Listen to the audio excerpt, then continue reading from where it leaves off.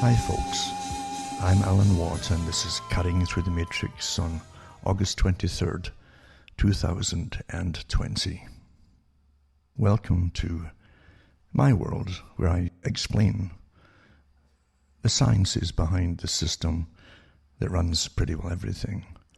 And at the top, of course, you have conology, a term I coined years ago to do with the art of persuasion by the elites, using professionals to give your opinions and to fool you. And any good con, when you've all heard about confidence tricksters, it's much higher than even the confidence trickster, because confidence tricksters never work in such big teams for their stings. But what you do find is that they pick their target, and when they pick their target, the target must basically get involved in the game and consent to it. Generally, they're going to think they're going to get something for nothing. That's how it generally works. And you can see how in 20 years, really, and before that as well, of course, with free this and free that, if you buy two, you can get 10 and all this nonsense to do with shopping and saving. It's called mousetraps in the trade, as they call it, in public relations and marketing. And so they offer you all these little things to pull you in. And when they pull you in, they want your name, address, and phone number, your DNA, and everything else. You know, maybe even your firstborn, depends what you're getting. And you comply with it, thinking you're going to win. And it's based on winning. The game theory too, on winning. This idea that everybody's out for themselves, and they like to win. And sure enough, I've met people who are addicted to gambling. Maybe lots of you out there too may have similar experiences with people they know, and maybe even relatives. And it's a real addiction. You'll meet them. They're not into heavy drinking generally and things like that. It's just gambling. And it's the feeling that they're winning something that is their big high, and the release of tremendous endorphins, and they feel fantastic at the time they've done something. They've got value suddenly. And it's of course doesn't last long, because they've got to win again if they can, but the house never loses, as they say in gambling. It doesn't matter how, if you keep going back and back, you lose it all again, and a lot more besides that. And it really is a bad addiction. And some good books have been put out there by people who were addicted to gambling and who've got out of it with a lot of help, etc. But it shows you how it destroys our lives. And don't forget that you got to remember too, there's a whole industry based around gambling, massive industry. And you don't think about it as except what you see, like roulette tables or horses or dogs, or the dog tracks and so on. But there's a massive science behind it too, to prompt the customer to the next step, the next step, and the next step, always with the lure of winning something extra. And as I say, a whole science behind it. Well, it's the same with all conology. That you are the target, and governments go to no ends using your tax money to employ people who are awfully good at what they do. Some are awful as well, mind you. They come up with children's ideas that have been done before, but they're well connected because we live in a terribly corrupt society. But these persuaders, these advanced type persuaders, understand behaviorism and psychology and consumerism, with the Bernese techniques too, that he got from his uncle, supposedly his Uncle Freud, and of how the unconscious there's a lot of drives in the unconscious to give you, again, self-worth and things like that, again, getting back to winning and what you want to, and what you like to have. But you know, if you've got common sense, you could never afford this, or even if you could afford it, you might not be able to afford the upkeep on a very expensive top-class Rolls Royce or something like that, or even insurance on it, for that matter. So you don't do it, generally you don't. So the idea is to make you really, really greedy, and through motivational techniques, because that's what the motivational people do to you, with their hand flapping on stage as they run up and down, to stop you thinking for yourself, to make you feel excited, and then they sell you the idea or the product, and the idea is the product, and you buy it from them, the techniques of how to do it. But it's short-lived again. It's a very short-lived lived idea that you're omnipotent to an extent. You can browbeat anybody if you just scream loud enough and keep insisting and demanding. That's what most of it's really based on. And they produce an awful lot of unpleasant characters. And so we're all fed up with them. I'm sure you've met lots of salesmen like that too. And women too. Women are better at it, actually. If you look at the drug companies, they employ attractive young women and who are dressed to the nines with the best expensive clothing to go around to doctors' offices. And they drop off after having a little friendly chit-chats on first-name basis and so on. They drop off lots of free drugs to try by their drug companies for the doctors to start dishing out. Everything works on basic psychology and human nature, and you exploit it, and it works awfully well, in fact. So, getting back to conology, everything is run by the art of conology. Many years ago, I remember reading a book about politics, one of the many books. I was never really into, I knew it just instinctively, it was a lot of nonsense, and a technique of just managing the general public for some other group, obviously, above them. Because the people you met or you heard about us on TV weren't the brightest. They were pattern merchants, as we call them. Again, salesman types, but they were not the brightest of all. And if they were tripped up by a good reporter in a very quick interview, during what they call a flash interview on the steps of number 10 or whatever it was, or the Parliament building, they'd often quit back the wrong thing. It would get them in trouble. So they were always taught by their handlers. And the politicians, by the way, all have handlers to manage them. They even have acting lessons. Again, they put it they charge the taxpayers for their acting lessons. I did the article a few years ago on that one in Britain, and other countries do it. And of course, they're all taught again never to answer a question directly if it's sensitive at all, or if it's going to commit you to any agenda. You just ask the question you'd wish they'd ask you. That's why when you hear them getting asked straight questions, they answer back this, what are they talking about? Well, that's their wish question, you see. It's nothing to do with what was asked of them. And it's all a con.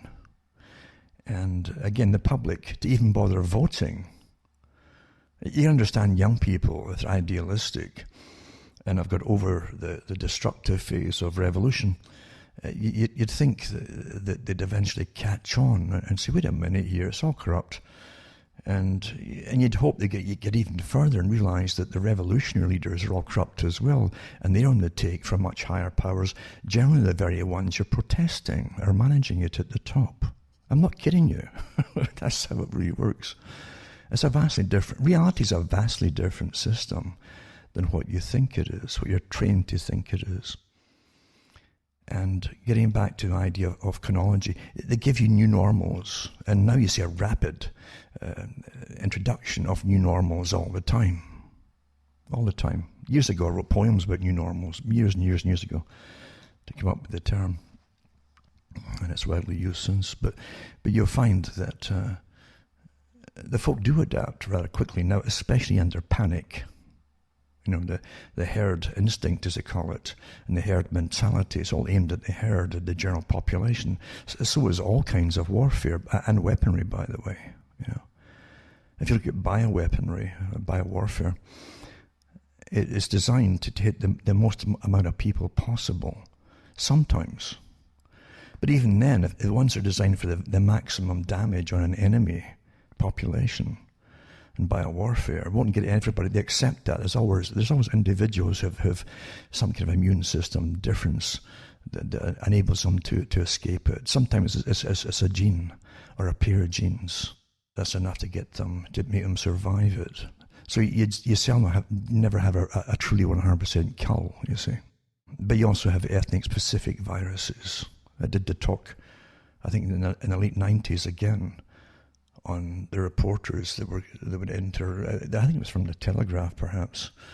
The Telegraph newspaper in Britain, was well connected with the military-industrial complex, and even for good public relations for the military or special forces, they would often use the Telegraph and tip them off, or even get them to put out little. If something came out we didn't want, They get the Telegraph to do an in-depth interview, that type of thing, which would cover the tracks and expose some stuff at the same time to keep the public happy. And but a reporter did go in to, and I think it was from the Telegraph, could be wrong, to Porton Downs. Other ones went in too, in occasional PR pieces. And they did talk to the scientists, some of the scientists that worked on creating deadly viruses and bacterium and anthrax and everything else. And who tested it on animal populations, and perhaps, we never know, because they'll never admit it naturally, on human populations in other countries, in third world countries. That was common. And I'm sure it's still common today, you know. I'll touch on that later, perhaps. Because it's even in some awfully good fictional works as well, or semi-fictional works, about using test populations where in Africa, for instance, where they can contain it when it's a more remote area. They could contain it and observe it and study it much better. Ebola came out that way too, by the way. So once again, we're living in a very controlled system. The world to them is a laboratory. The general population are the lab rats in the laboratory, and mice. And even the terminology they use with the population is similar. You see, there's real beings, the important people, the somebodies, and then there's the rest. You see, the lab rats and the mob and all the other terms that they have for the general population. Politicians have it too. And politicians at the top, all their leaders belong to the same clubs, especially one big club at the top. And Carol Quigley did go through that, and others have done it since, about the Council on Foreign Relations or Royal Institute for International Affairs and all that. The guys who gave you world government ideas and worked towards it up to the present time. And they see the world as theirs. They have no problem employing great people in academia, in other words, great minds in their particular fields, to utilize the techniques of mass persuasion on the general population, cultural change of all kinds on the general population. And the sad truth is, with enough time and money behind it and repetition, they can generally get the public to accept whatever it is they're pushing. And yet, most things, they're used to persuade you to do something that perhaps you shouldn't do, the terms that Aldous Huxley talked about on his interview with Mike Wallace. He said that the techniques that they had then, in the 1950s, were effective on persuading the public. And he said, and perhaps these techniques are so persuasive and effective that they're making people accept things that perhaps it's not in their best interest to accept. Well, it's much worse today with the techniques that are used, and you have a consolidation of pretty well all big media and entertainment too. Remember in the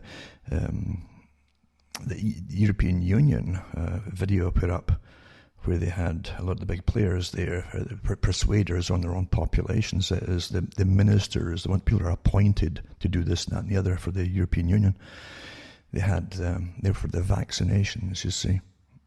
And that's what their title of their talk was. We were pro-vaccination, basically. We are vax.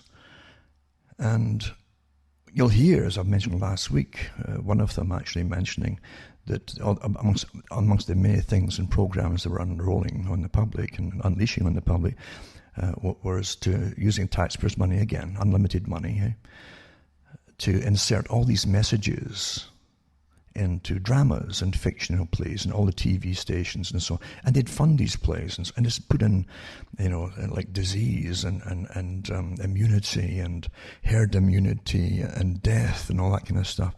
And just comply and vaccination, over and over. And it doesn't matter what kind of play it was or movie or whatever, just get it in there. And that was nothing new. Because see, this is used all the time on you with many topics. You see? And I'm getting back. I'm still in the whole art of chronology. Because it's, again, the first thing is to give a fake reality to the general public. It's quite easy to do because you see your parents, or our parent, depends, because you're under war, remember. This is a war scenario, constant war. a changing battlefield of war all the time. Financial, with the family too involved, or the destruction of the family, or the new family is the one they call it as well. And they came out with a nuclear family, and now they have the real nuclear family, because you can see right through you, believe you me, and everything about you. That is the true nuclear family they were really talking about. So people don't know you. You think you're growing up in your own little bubble again.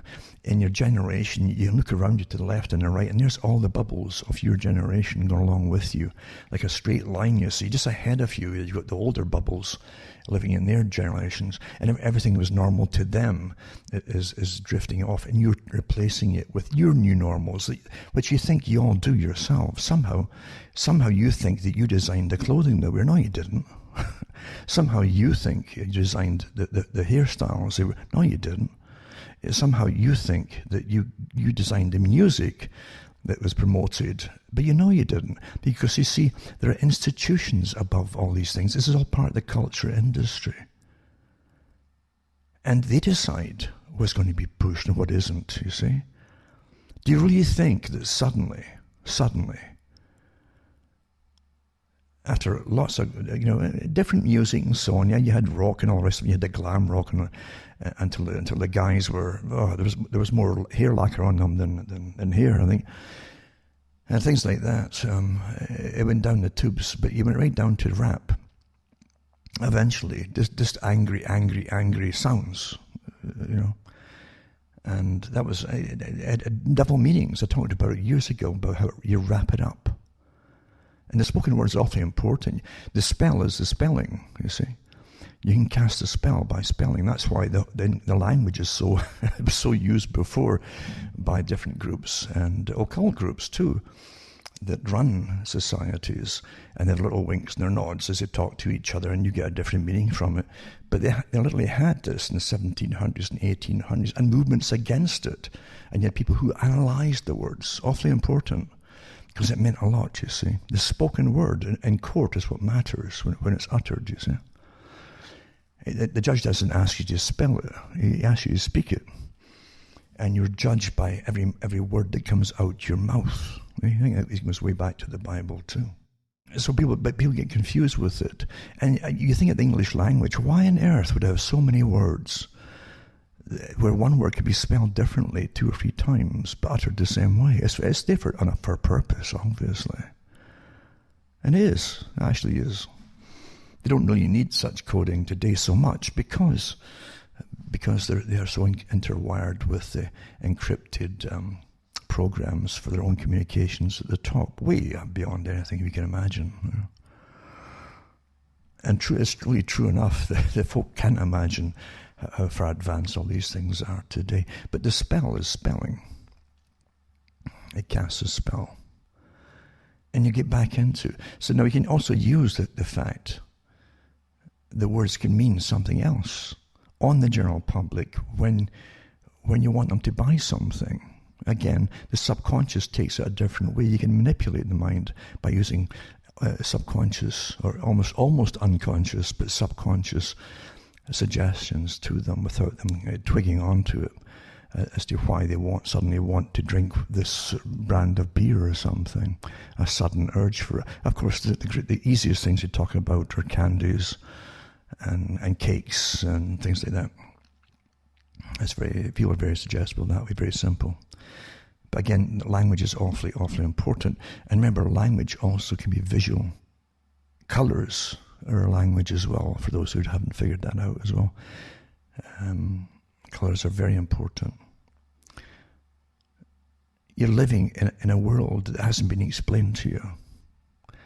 In fact, great pains are made to make sure that you don't really learn them as well, what's really going on. Again, Jacques Ellul, a tremendous philosopher, very straightforward and honest about things, who's deceased now, but he talked about propaganda and how you must get the children early for an initial indoctrination. Now you think about it, what are you doing? If you have If you're in power, if you have you're part of a structure of power that manages millions of people in a nation, then what you have to do is standardize thought. If you can standardize thought, then you're pretty well guaranteed, not exactly certainly by persuasion, but pretty well guaranteed eventually you'll have a population growing up. If you continue at it, they can come to conclusions, predetermined conclusions by the rulers, what they want you to come to. It's very easy then, you see. That's why most folk around you today that really have never questioned these things, they've never really figured it out. They can't imagine how what you're talking about half the time. They really can't. They can't imagine what you're talking about. What are you talking about? They've never heard of what all these terms and these things that you say happen. They've never heard of them. And yet, here you are, you're telling it to them. And it's completely foreign to them. It's outside their ken, as they say. And they'll test it out. And so-and-so said this. You know what he said? And they'll prattle it off to them. And I say, oh, that's crazy. Because those who've never really... It's like a vaccination. If it's taken on them, if it's worked, as they say, then that's it. And their indoctrination has really worked.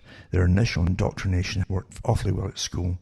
And then it's built upon through the curriculum, this drummed, or done, these call it dunned into them. So it's worked awfully well. Why should, I've mentioned it before, why should the tribe that you're born into, because you still think tribally in like a small tribe, even though you're in a big city or a nation with millions, you still think like a small tribe. That's your nature. It's in you. It doesn't matter what country you're in.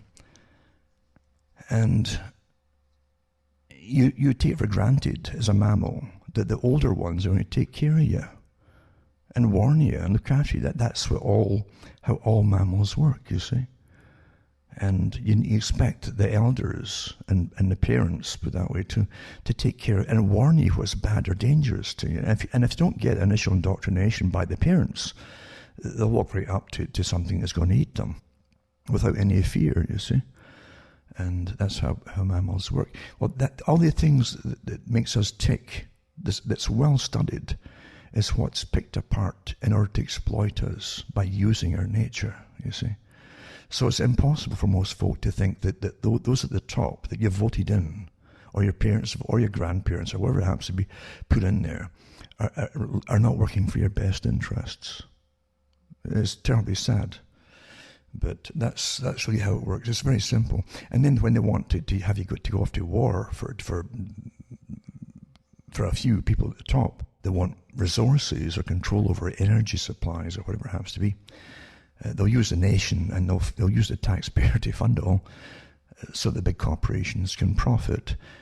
But most folk never figure that out either. They're given, what to go to war against these people because they're the worst thing that ever hit the world since Satan, you see.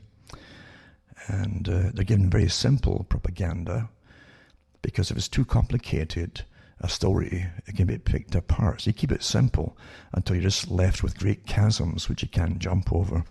And that's how they do it. It's very simple stuff. So all the changes that are happening today, to me, are boring because I talked about them at least in the 90s publicly. And before that even, in smaller groups and so on. But I knew it all because obviously, and they do publish all their stuff. I really did the reading, the real stuff. I didn't copy somebody else's Bible. I just really did it. And I talked about it in the 90s on radio shows. And I says, that this is what's coming down the pike. Because they publish the stuff. And this is what they wanted to happen. Let's say that comes from Foreign Relations as an example. And the coterie of big think tanks, they have thousands of them across the whole planet. They have them in every nation in the world. I think without exception, that these think tanks, they all work together. And because they're all pre-selected at the top. That just like the politicians in every nation are pre-selected at the top. As Quigley said, all we need is one or two people, like a president or a vice president or a prime minister, deputy prime minister, whatever, in every party, you see. So it doesn't matter who gets in, they're on the same agenda. That's why the agenda never changes. You would think long ago the public would have said to the United Nations, that's it, we've had enough with you, but with this strange international communism you're pushing, where you won't even let developing nations do their own thing and manage it themselves. There's no way they'd be allowed to do that. They won't allow it at all. It's like sustainability. They're going to keep Africa frozen, basically, in time, because too much energy would destroy what's left of the nation, etc. It's for depopulation. That's what it is. Of course it is. But it isn't just Africa. The eugenicists started with Europe. The advanced nations, technological, and agriculturally, and so on, advanced nations, desterilize them first. Interesting that, isn't it? And that's what makes people say, well, who on earth are these folk that manage us? Well, they obviously don't like you. Even the ones that seem to be born amongst you, are they really of you or not? If they ask these questions, how come they have no affinity with you? Well, psychopaths don't. We know that. Psychopaths don't have affinity for you. And some of them seem to revel in their ideas of mass culling of the planet, from the days of Thomas Malthus right up to the present. One must remember, too, the Huxleys. I mean, Huxleys, I think it was the beginning. The guy who made his name, actually, was Thomas Huxley. Sir Thomas Huxley was united eventually, who became Darwin's bulldog to push the Darwinian theories after Darwin died. Because it tied in with this idea that'd been talked about for an awful long time, many centuries, long before Darwin, of who was superior to others. Within nations too, you see. And nobility had always saw that as a right. They were from God, remember. They thought they were appointed by God if you're royalty in Europe. That's a good one, that one, isn't it? You can't touch me, God put me here. And we'll argue with that then, hey? And that became a real problem with lots of kings and queens over time. And they could do no wrong because, after all, since they were from God, God appointed them. That's how they always said. That, they could do anything they wanted to. After all, they were like acting kind of like a general of God. So they could do what you wanted to do, and they did. At times, often. I mean, they would literally give whole chunks of lands and away, like parts of Scotland or England and weddings, it's wedding gifts, you see, as it is intermarried the elite with the elite of different nations. It was generally amongst all their cousins. Today, that would seem kind of absurd, but I don't think maybe not, because I think folk today are more gullible. Again, conology is a better art than it used to be, and folk are more gullible today to really just accept it, Because you think about that. I can remember giving that talk years ago, about how they would just give away. I mean, the parts of northern England, Northumbria and so on, they belonged to Scotland at one time, but they were given that away a long time ago as a wedding present. That part of a dowry, I think. It seems absurd. It seemed absurd at the time I was mentioning it and talking about it. But then with the whole the European Union idea, what was awfully important was when we saw the fruition of the plans of free trade, where it's completely tied up with Marxism, where the nation states would start to disappear as such. But no one realized it was on behalf of big top multinational corporations. And part of England at one point, not a few years back, was really taken over by a corporation from, I think, France, maybe even Germany. But they owned a good part of the shores. Were given a kind of sovereign territory idea under free trade, which wasn't a new idea, because then you find out the FDR set up ones inside the US that are still there today. And the countries that put in their businesses in those areas have sovereign rights over that territory. Quite amazing, things that you really don't know, eh? But again, it's back to conology. So meanwhile, when all this is going on, they're still brainwashing children at school. This is your nation, and we're all happy. They tell you that you're all happy, even though you're asked the questions, Oh, you have no chance to say we're pretty sad, actually, or we're ticked off. You're told you're pretty happy, and you get all these children's books to read, you see, and completely loaded with political correctness of all kinds today, starting about the age of 5.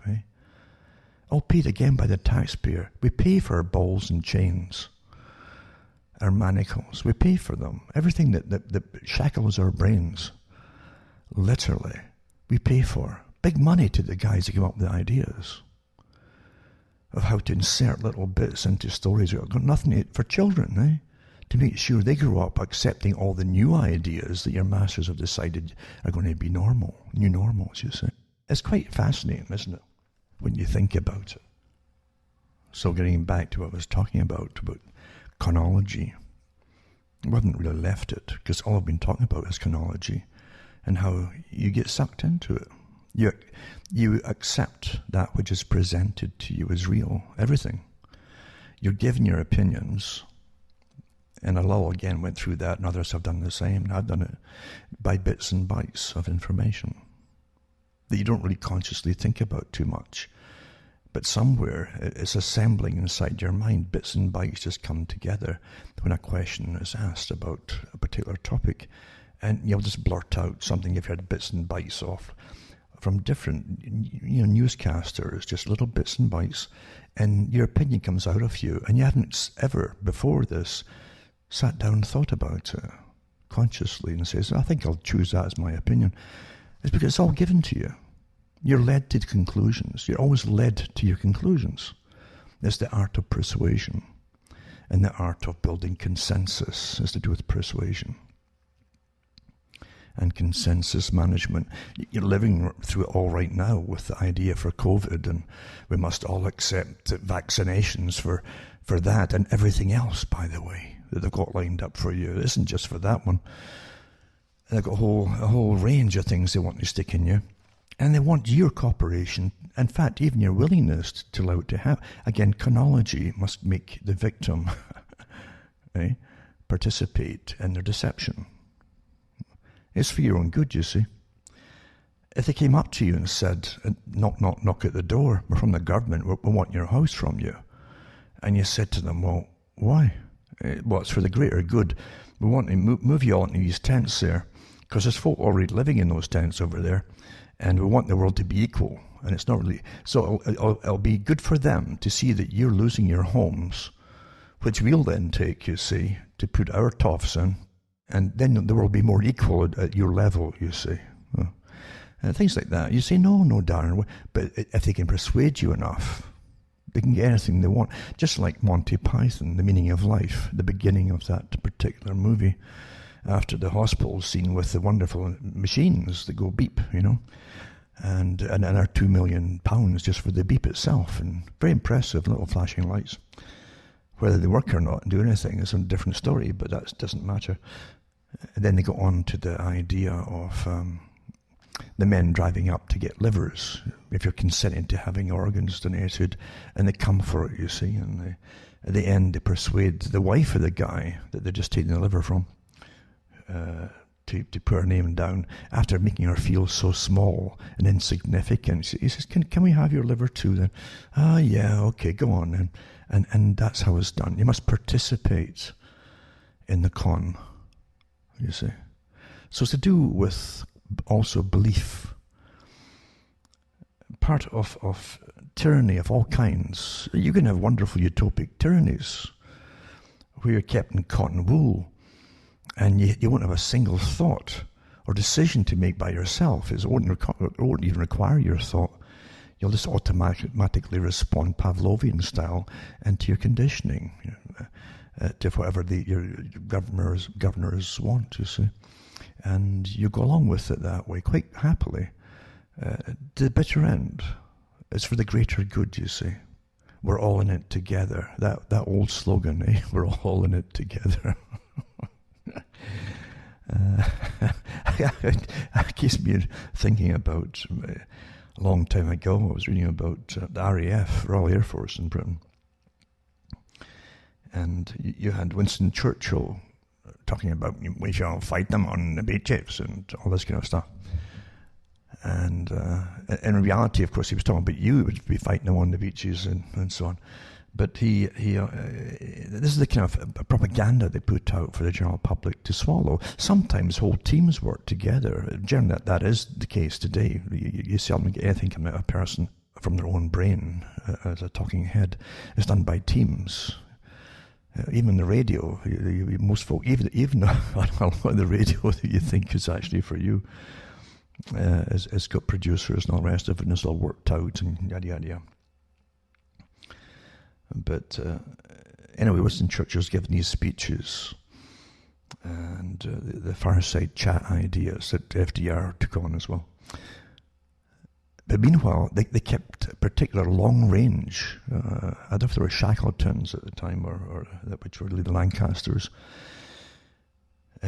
which had massive extra fuel tanks added to them, and they had a whole, basically a squadron of them, and they have two at a time with the engines going for 2 parts of the war, sometimes for weeks on end, and then maybe a cam for a little bit, and then on again. So they could rush their whole families and Winston Churchill and the government out of the country to go to Canada. So yeah, you'd be fighting on the beaches, etc. But that's how it's done, and of course Winston Churchill comes out as the great man for a war that maybe could have been averted, because there's a lot of evidence that Hitler really didn't want all the things he was accused of wanting. And I think personally, if some of them had given some of the land back that was taken from them after World War I, it might have been averted. But the reparations are guaranteed in another war. They had no option but to have another war. And some of the top observers at the treaty in Paris 1919 said the same thing. This is going to cause another war. Anyway, these things. But again, getting back to generations of people. Getting brainwashed, because look what happens. Look how easy it is to stir up segments of society. The more differences of peoples and populations, and even ethnic groups, you can get inside a nation. And this isn't rocket science; it's old knowledge. You can certainly always stir up certain, and even with the genders and so on, and subgenders of the subgenders, etc. You can really stir up people to be radical and start creating chaos on command pretty well if you want it to happen, especially when you supply the leaders of all these groups, and that's other key to it as well. They do. The followers seldom know that, but the ones who are following, they do it. Have you noticed that all the rioters in the States, none of them are against the mass vaccinations that are coming? Don't you think that's a bit odd? None of them are against the wars across the world. No. They get switched on and off by unseen forces, don't they? And you don't hear in them demanding the abolition of the corrupt systems of money and having the government, coin or print its own money as it's supposed to. It's all dished out to foreign groups. And a lot of them are foreign groups, actually, foreign-owned. But you don't hear them saying that or demand. No, they don't. It's very selective. Very strange anarchists today, don't you? And very strange communists, where they're getting funded by the richest corporations on the planet, hundreds of corporations, who are all part of the WEF, World Economic Forum, who are all part as well of the Great Reset powers for how they're going to run the world. And who are all part of all the global globalization structures that are. But the fact is, they don't stop and say, how come the people that you'd think we'd be protesting, but we're not protesting, how come they're the ones that are funding us all? So what are you protesting about? At the bottom line, what are you protesting about? If it's all the fault of the crooked system And it's a crooked system way above you, a closed door policy organization at the top.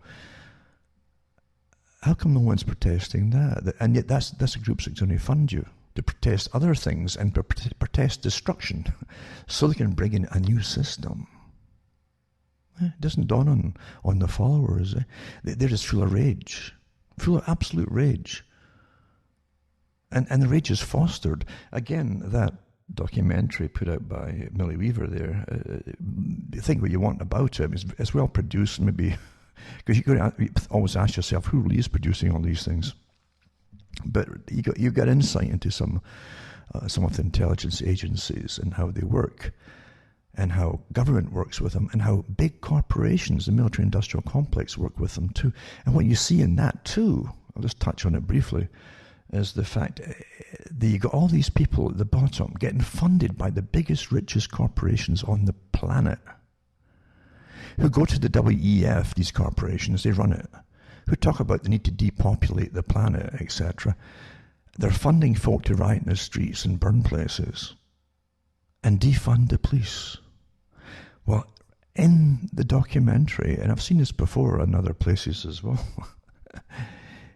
they've got some articles mentioned there, and big meetings have been happening over the last year or two. It goes way back for even further than that. Don't you understand, these corporations have already got their bids in to put robots on the streets that you're going to fund anyway. How do you fancy trying to debate with a robot when you're asked, why are you burning down this house? What do you think you're going to tell them? A robot doesn't care about your emotions or what you've suffered or anything else, or your mental state. It doesn't care. But they've got big contracts right now, and the companies have been named. This is the evolution of the military-industrial complex here, from not just this massive surveillance society that was put forth. I said, what would we do? What will we do in a post-war world? Well, we'll have to go into complete surveillance. And then what? Well, and then go into policing the world. So how do you get folk that they're, again, human beings, we're dealing back out to human being, this problem of human beings, they don't like changing, right? They might not like it if we just start putting robots on the street.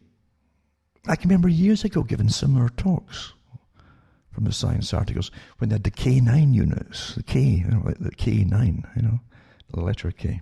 And it was to get used to the ideas of they would take over from actual real dogs for sniffing dogs. And they'd be robots, you see. And then they showed you the little quaint little pocket-sized things that some of the guys in customs had that could sniff drugs and sniff this and sniff that. And sniff all kinds of unmentionable things, perhaps. But the fact is, they had them years ago. And all you do now is start putting it all into the robots, and put them on the streets. I think China has already put some out already. They've had articles in the last few weeks about that, and how they're expanding it. Isn't it odd that, again, we're called nations that are at loggerheads with each other, aren't we? We're all competing, we've got loggerheads, but they all do the same things at the same time, eh? That's just coincidence, though, of course. But again, it's the easiest way to get it in this is to get the people to demand the defund the police. Isn't it beautiful? Get them to demand what you want. Otherwise, in a peaceful society, they would say, we don't want them to be arguing with robots. I mean, how are you going to explain yourself to a robot? That's going to go through a whole sequence of events. And if it decides that you're raising your voice or belligerent, or is deciding that you're mentally unstable because your voice is raising, you might just get zapped or lasered or worse, you see, or tasered, or worse. So there you go. Get the people to demand it. Why will they demand it? Because, you see, once you pull the police out, you've got all these social ills that have been building up for years, with mass unemployment, mass drug taking of all kinds of stuff, getting shipped in, etc. I've been following the drugs for years and years and years and years, and it's a fascinating thing that they just couldn't stop the drugs, supposedly. And then you find that every intelligence agency and special forces has had people down Latin America and elsewhere, but Latin America, all over the place, because that's how they get their money from their black budgets, is the drug trade, massive drug trade. So it's quite fascinating, as I say. But again, chronology. So you're supposed to sit at home and watch these detective stories, and whether it's at CSI, as they diligently, no matter what happened to poor old the sod that lived on the street and died on this, this whole team's never going to sleep. They can't sleep worrying about this poor old sod that lived on the street and died. They're going to find out what killed him or who killed him. They're going to spend millions on that because that's what they tell you to do. Do you really believe that? Do you really, really believe that? Oh. But this is what they give you is for reality. Complete fiction. I mentioned it years ago too, back in the 90s. I said also, here's what they give you. Like, here's all these complaints, and I reeled off complaint departments for different social things, even social services, things that you may need. You'll think, well, maybe I won't ever need those things, whatever it is. Or help because you're stuck at home and you've been partially disabled or something, even temporarily. What do you do? Well, you got all these, So you phone up the health this and the health that, and sorry, they can't help you.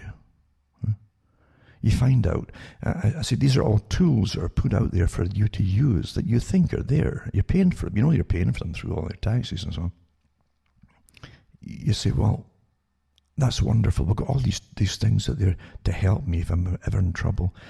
But they're rubber tools. They're rubber, because when you whack them on the road, they bounce. Just like a check, poof. They're no use to you. They're not going to do you any good.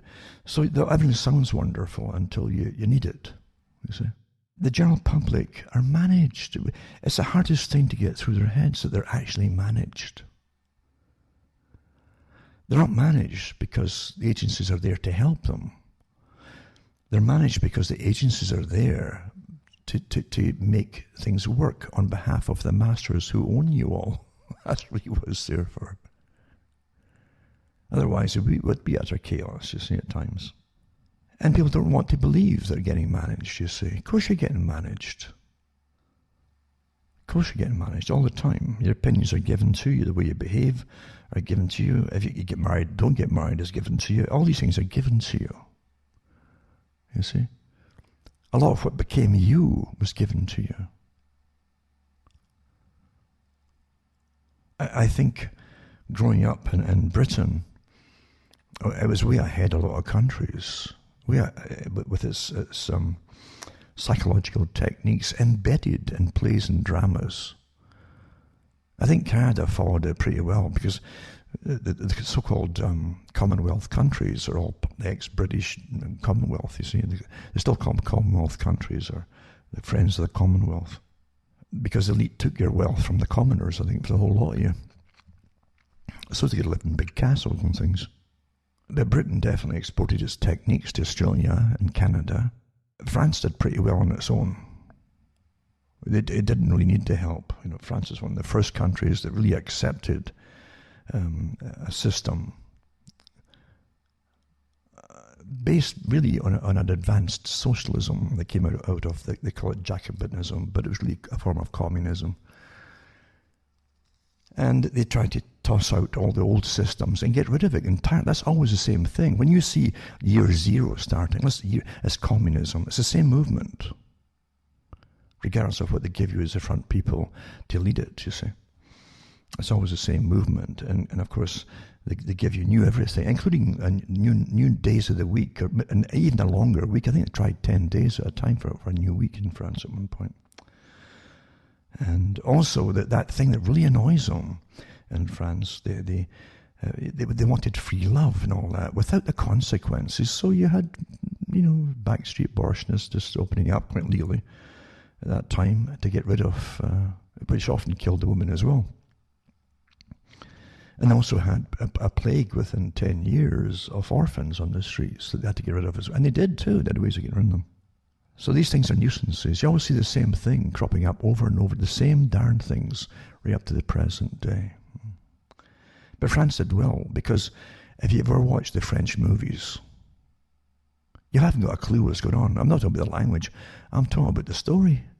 And they go through these almost surrealistic settings. And you'll follow it thinking, eventually it's got to get to some relevant, pertinent point, But they don't. They really don't. And you're left feeling, yuck. Very much like the British BBC ones, which at least gave you points. BBC, everything that they showed you about marriage was horrible. Horrible. Every marriage was made in hell. And the women were always nagging the men and yelling at them, and it was dysfunctional, until no one wanted to get married, And the children were out of control, yada, yada, yada. But it was all done deliberately. Of course, it was part of the psychological operations that they were doing on the public for the new system. But they would promote more and more women's liberation and sexual revolution for the women during this whole period too. And of course, that's why the National Health Service, we've got to be honest about this, that was one of the main reasons that the people who brought it in, and I think the one for Canada said the same thing years ago, it was to deal with the population problem, unwanted children, etc. Unwanted was the new term. Because most children are wanted if an economic system is okay. But part of the dissuasion of having children is to use economics against people wanting children. It's well understood and actually taught in the higher sociological classes. And economists have come out with this quite openly. I mean, what do you think Malthus was initially, So everyone has to have a purpose for the elite, as opposed to being a purpose for each other, So you have to serve them, and again, back to conology, you've got to believe what they tell you. It's for the common good and the greater good and all the rest of it. You have to sacrifice all the time. Whereas going off to war, you see, and they'll paint whatever enemy is with the most horrible brushes, that you really did think that Lucifer or Satan has just appeared there in the shape of Osama bin Laden. And everybody else you've heard of since then. Telling you, it's quite something what you're living through. And then you had Saddam Hussein, another, this evil just reincarnates immediately into somebody else, right? And all the way to Libya, of course, and Gaddafi, and then to Syria. Non-stop, just one after the other, isn't it? And who's benefiting in America from this? It's not the people who get stiff with the bills for all. You know that. Same with Britain too. And you have these strange intelligence agencies way above. They've got nothing to do with you, apart from using you, because you see they belong to something different, completely, from what you think of protecting you. But we must always accept, again, our part in it, and you go along with it. And most folks don't stop paying their taxes for all. Nope. Again, this herd mentality that's encouraged. It isn't encouraged. You don't want to protest that and stop paying your tax. I can remember back in the 90s, and again, after 9/11 in 2001, certain folk here and there stopped paying their taxes. They didn't want these wars. They knew it was coming. And they had enough of it. And why should you pay taxes for things that really it's going to have such a blowback effect on all of you and destroy your nation eventually? Look at all the nations across Europe. The face of Europe is changed with mass migration and under the guise of refugees. And they haven't stopped yet. They still want Iran. Iran's been losing its population for years now, because would you wait in a country where you're told every week you're going to get bombed into the dust like Iraq? Huh? Of course you wouldn't. That's part of warfare. Forced migration by terrorizing the public, you see. It's all taught in military academies. So you must participate, as I say, in your own deception. And your hardest part in mentioning the deception, as I say, is to get through to folk around you who swallow it all, thinking it's too big to be all a lie. Huh? It's too big for all to be a lie. And yet, here you go. You are just, one of the cattle. When you realize, and they're talking openly now of just not, once they pass the euthanasia laws, they've got a next step and the next step and the next step to go, until literally they want you to just kill yourself before you hit 65. Quite openly, some of them. Again, you're back to the meaning of life. Can we have your liver, Oh, okay, then I guess I'm so small and tiny and insignificant on you. That's what's getting done to you. And again, using the same persuaders like Yale University, or I mentioned it before, the links I put up before. I might put up again, where they're again spending millions of your tax money for these professional, people who lie as a profession, using psychology and behaviorism and all the rest of it, to persuade you to accept vaccinations and things and to go along with the flow and do what you're told. And even to cause dissension and to get groups to turn on you if you don't wear a face mask or you don't believe in it or whatever. These folk should be, and again I mentioned it before, a tyrant's hall of shame. And their faces should be exposed, and you add to them from the politicians that you waste your money on these swine, let's call them swine, who professionally lie to the public by using psychology and your human nature against you. Huh? Absolutely. I'm quite serious about it. You got to start naming them and add their faces to it, put them on it. I'm telling you. The tyrants and the folk are going to profit from it, like billions and billions of dollars. And the Bill Gates and all the rest of them and the Faucis, they're all in on it. The ones who deny any other treatment except the ones that they've got shares in. Hey? Come on here. And their whole idea that nothing's going to work except their vaccinations. And they'll even tell you whether it works or not. Meanwhile, they're having herd immunity amongst the public, and they hate that. Oh no, well, it might not last long. Well, if it lasts a few years, is as long as any vaccine's going to do. Huh? And apart from that, there's no side effects if you develop your own immunity, your own immune system, antibodies. But my God, it's free. There's no profit off that, is there? Oh. We live under such incredible corruption. We're a herd, and they're the farmers. They see us as animals, and they see us as their animals. Our job is to be fleeced, for them. I'm quite serious about it. That's how they talk about us. Them, the little people. That's all of you. And the arrogance through years and years and generations of academia into absurd learning, absurd learning in absurd areas. The ivory tower really is just wispy. It blows in the wind up there. There's nothing to hold it grounded to anything. It's so anti-fantasia. They really believe in their superiority and their right to rule us. So again, it comes down to fear. But again, it's an evil system. You can't say it's just human nature. The scariest part for naive people who've swallowed their indoctrination is even accepting there's incredibly evil people in the world. They don't have horns, except unless they've had them implanted, and they actually do that with some people now. They implant these horns. Surgeons will do that. But do no harm. Where did that go? But they'll actually, it's really some kind of cement, with some kind of cement, a horn on your skull if you want it there. I know someone who was in a hospital in New York City, and she was a nurse, and she went on one day, and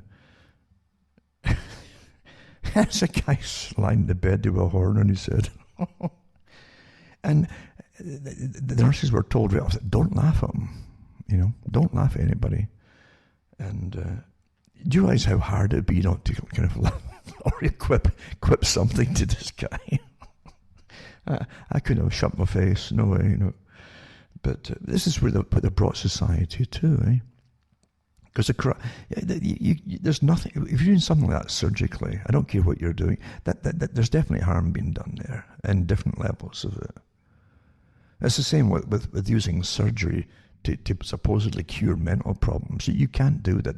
They tried that with lobotomies and leucotomies, you know. It's horrible what they've done in the past, but it doesn't stop them to make money off of people who are obviously got problems, but they're not treating it the right way.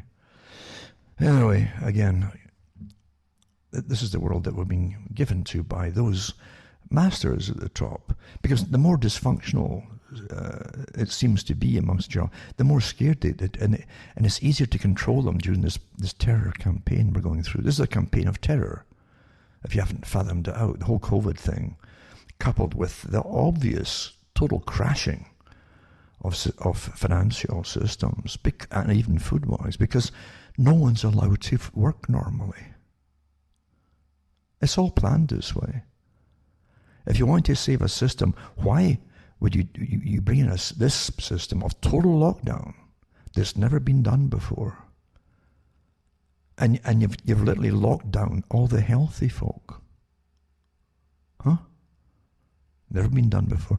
And then you get all these penalties if they get out of the house, and all the businesses this company a crunch, except the big corporations that are funding all the other internal, perhaps, terrorist groups. Isn't that rather coincidental? Huh? Isn't that coincidental, eh? It bores me to even talk about it. It really does. But most folk never really figure it out, unfortunately. And the ones who take the information, like the stuff I'm putting out, and then prattle it in the same week, often, you'll hear it often put out there after I do these talks, with all the links and everything else. I've done all the work, you see. You have no idea who they work for. Because I don't believe that there's anybody in politics today that's not there because they were put there. And they play their roles on their sides, you see. They play their roles. Years ago, I can remember when there were lots of alternate radio, mainly on AM and shortwave radio worldwide. Harder to get it all censored by then, although you did get certain ones who would try to censor them by having their ads withdrawn, things like that. Everything's political in this system, you see. And there's no such thing as free speech. There never really was anything. The ones who have the biggest money and run ads and campaigns and fund the politician, the ones they want in power, they got the power. The ones who got the cash, and they get what they want. But at least you had a lot of variety and people from different areas who really studied in different areas. You had technocracy, all right, but you had interviews with people who'd lived through the Cold War, big chunks of the Cold War, even from World War II onwards, with lots of experience and wisdom, who are all gone now. And but in the talks, they would add little bits. Collectively, they'd add little bits, you see, of their experiences and their insights into what happened and how the system runs and works and all that kind of thing. And lots of them realized, too, that the politics really was a scam. It goes way, it's not new, being a scam, a conology, a system. I think Thomas Jefferson mentioned it, too. I've mentioned this part so often, where he did talk about, if you see the same agendas being continued between changes in the House, meaning the parties, if you truly had different parties, you would see really drastically different agendas, but you don't. We haven't. We've seen the same agendas, even from Papa Bush to Junior Bush. Even when Bill Clinton was in, he was lobbing cruise missiles over into Iraq and different places, destroying it for his whole time in office. And you had the Desert Storm idea, you know. And then you had the Junior Bush, of course, 9/11. And the whole PNAC group, and then you had Obama went in afterwards, and Obama, even Obama, the name, that's not what his name was. It's not what he called himself up until then. And the main arch villain, this is a comic book, right? I'm not kidding you. I'm still waiting for someone to convince me that it's just a big coincidence that when the biggest enemy of the world at that time, supposedly the archdevil, the demon himself, the archdemon, was called Osama. They put in a president and they call him Obama in America. Do you really swallow all that? Do you realize that somebody's laughing at us all? Do you realize that? Someone's having a big chuckle with all these things that are going on right now. And they are. But most folk don't question it. Wasn't that something? Wasn't it Barry Toro, they called him himself, up until there or something? Anyway, but no one questions it. And they just present it. Going down to history books, folk in the future, if there's any folk left, that matter, who read that kind of stuff, they'll be laughing their heads off like it's some big scam getting pulled, But anyway, Obama was then congratulated that the Democrat, the communist, so-called Socialist Communist International Group, Obama was congratulated by the supposed PNAC group using Donald Rumsfeld, who congratulated Obama for continuing his wars, the same wars, and expanding them and even adding to them. Right? He had lots of applause from them for doing all that. Why would the so-called pretended neocon group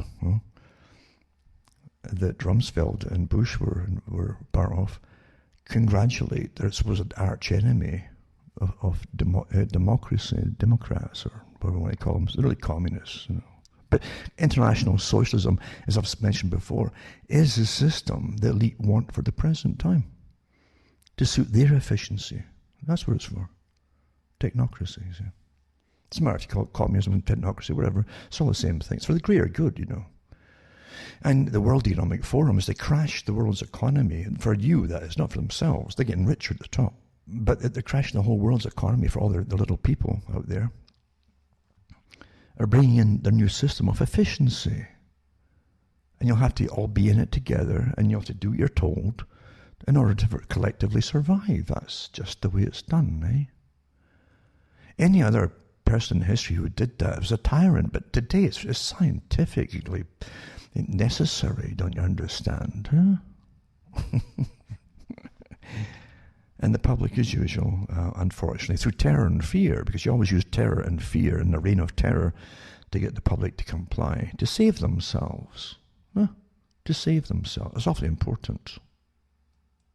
And remember, too, folks, that you can help me take along here, as I say, if you just donate to me and help me stay alive and to keep all my sites going, etc. Going to cuttingthroughthematrix.com. Remember, always make sure because folk postpone things, eh? And until certain things happen, and then you can't get them again. And make a note on my official sites. If anything goes down, and one of them, hopefully you can get me on one of the other ones listed on cuttingthroughthematrix.com website. Remember, you can buy the books and discs I've got there. They're different. There's no point just churning out another big thick tome of history for you to waste your time on. I cut to the chase to show you the cons, right down to the language that are used upon you, to get to think for yourself. That's the only weapon you've got, is to think for yourself. It really is. It's the hardest thing for most folks to think for themselves. And the reason I say that is because, you see, this is your fight. Individually, this is your fight. I always knew we'd all get down to the chase when we have to make a decision personally. That's what it's about, folks. The last thing you want to hear, isn't it? Oh my goodness, I have to make a decision personally. And you do. It would always come down to this. Always. It was inevitable. And so it's your decisions that matter to you, and for your soul. That's what it's about. So as I say, going to cuttingthroughthematrix.com. Remember, other people take what I put up there, and they'll put it into other formats for other social means to get it out there. But sometimes they're delayed for one reason or another, when there's a lot of work involved. So remember, going to cuttingthroughthematrix.com, and I always try to get it up on the Sunday night. And my provider on the internet knows that too. I get slows to a crawl. I'm uploading, believe you me. That's just the way these things really happen. It's not paranoia, it's a fact. I've got stacks of records and all, and daily records on this kind of stuff happening. And that's what definitely happens if you are a little problem. It's no big problem. They'll eliminate you, If you've been a big problem, I have been in the past, and I've had my very close calls, believe you me. But as I say, hopefully, if you can keep watching my stuff and reading it and so on, and listening, then you can, at the very least, have an idea what's going on. I don't tell you who to vote for. Well, I really don't think Americans were given anybody else to vote for at all in the last election. And I don't think there are this time either. I really don't. And I really think that I don't think they'll ever get a president in America whose real first and foremost agenda is to look after America. They really don't. And that's what you'd really need to pull yourself out the mire. But even if that happened, all hell would break loose from the establishment. There is an establishment that runs the country. Of course there is. And it's the same establishment that ran London, and still does to an extent, a big extent, today. It runs the world's economic system. And it's very true, if the US was to fall down to an extent, a good part of the world will go with it, because the US is keeping a lot of it propped up through its own finances by throwing your cash across the planet. And it's what you have to pay for them, and you're buying countries off left, right and centre. You always have done. And that's how the game is played today. And if it's not that way, then you simply go in and invade them. But it's not for yourselves, it's for those who rule you, over you. And they have their proxies there. A lot of the proxies are the CEOs at the moment of corporations. You don't get to be a CEO of a top corporation just because you know something the rest of them don't. Or you know which knives and forks to use at a big 15-course meal. It's for other reasons. You're pre-selected for all these things, just like you're pre-selected for top politics. And you're given a kind of aura. They've had books about this aura thing for let's create a CEO who walks on water. He's just perfect. It's just magic. And he comes out with these really new ideas, and they'll toss half the company down the drain to bring out these new ideas. And all that's nonsense they go through. But they're pre-selected, these characters, by the richest folk on the planet. There's holding companies out there. Holding companies that own a good chunk of the world's transportation supply of all goods that travel by road and rail. They own them. It was quite fascinating when, a few years ago, a train was out Montreal way, I think it was, and it was to be parked for the night, and whatever happened, but the thing rolled down. It was left unguarded, and it rolled down the tracks, and it blew up. It must have tankers in it. A town. And where I was looking, I said, well, who owned this company? And I got the name, eventually got the guy's name who owned it. Now, he specialised in buying up railway lines across the world, and across Russia and Europe and Latin America and everywhere. When countries that tried socialism, this is an old ploy, by the way, socialism, and they get in so much debt and disrepair that they'd sell them off for peanuts. But with a lot of help, I'm sure, with maybe this guy's associates, they go into these countries to help the deals and so on. But when you realise how much power this guy has, as a closed shop, by the way, for investments of just certain peoples for pensions, and but not everybody could get into it. Multi-billion dollar industry, a holding company for all these things. He probably never had ever visited one of them they'd bought over, Because when they buy these things over, they expect they have managers in place that do all the work. They don't want anything to do with the work. It's like when they used to own stacks of factories. They didn't want to visit the factories. They just wanted to know that the money was coming in and the profits were getting made. And they'd put a foreman or a manager in charge of it. Well, it's the same kind of thing. This guy would have his people all over the place. But when you think that all your goods and services, all the stuff that you need to survive, food, energy, propane, gas, gasoline, oil, all these things are getting delivered. And here's this quiet company they'd probably never have heard of if it hadn't been for that one accident. Huh? And it wasn't so much an accident, it was negligence again, not in the driver's part, eh? Because they cut everything to the bone, these characters, for massive profits. But these guys have more power than any tyrant in history. If they want to just shut everything off and nothing's going to move, they can do it. Do you realize that? But you never hear these guys. Holding companies are massive operations. And you had all the laws in the States, for instance, about racketeering and again, they came into place to do with Rockefeller, this strange guy, this family, Rockefeller family, that where the old man Rockefeller said that competition was a sin, and he went out there to try and take over all energy resources completely. He really meant it. It wasn't just a greed thing or a personal. No, his guy was part of an international operation. And they worked totally with the City of London, totally. Because whatever the City of London was pushing across the world and taking over the world's resources, so was Rockefeller in the States.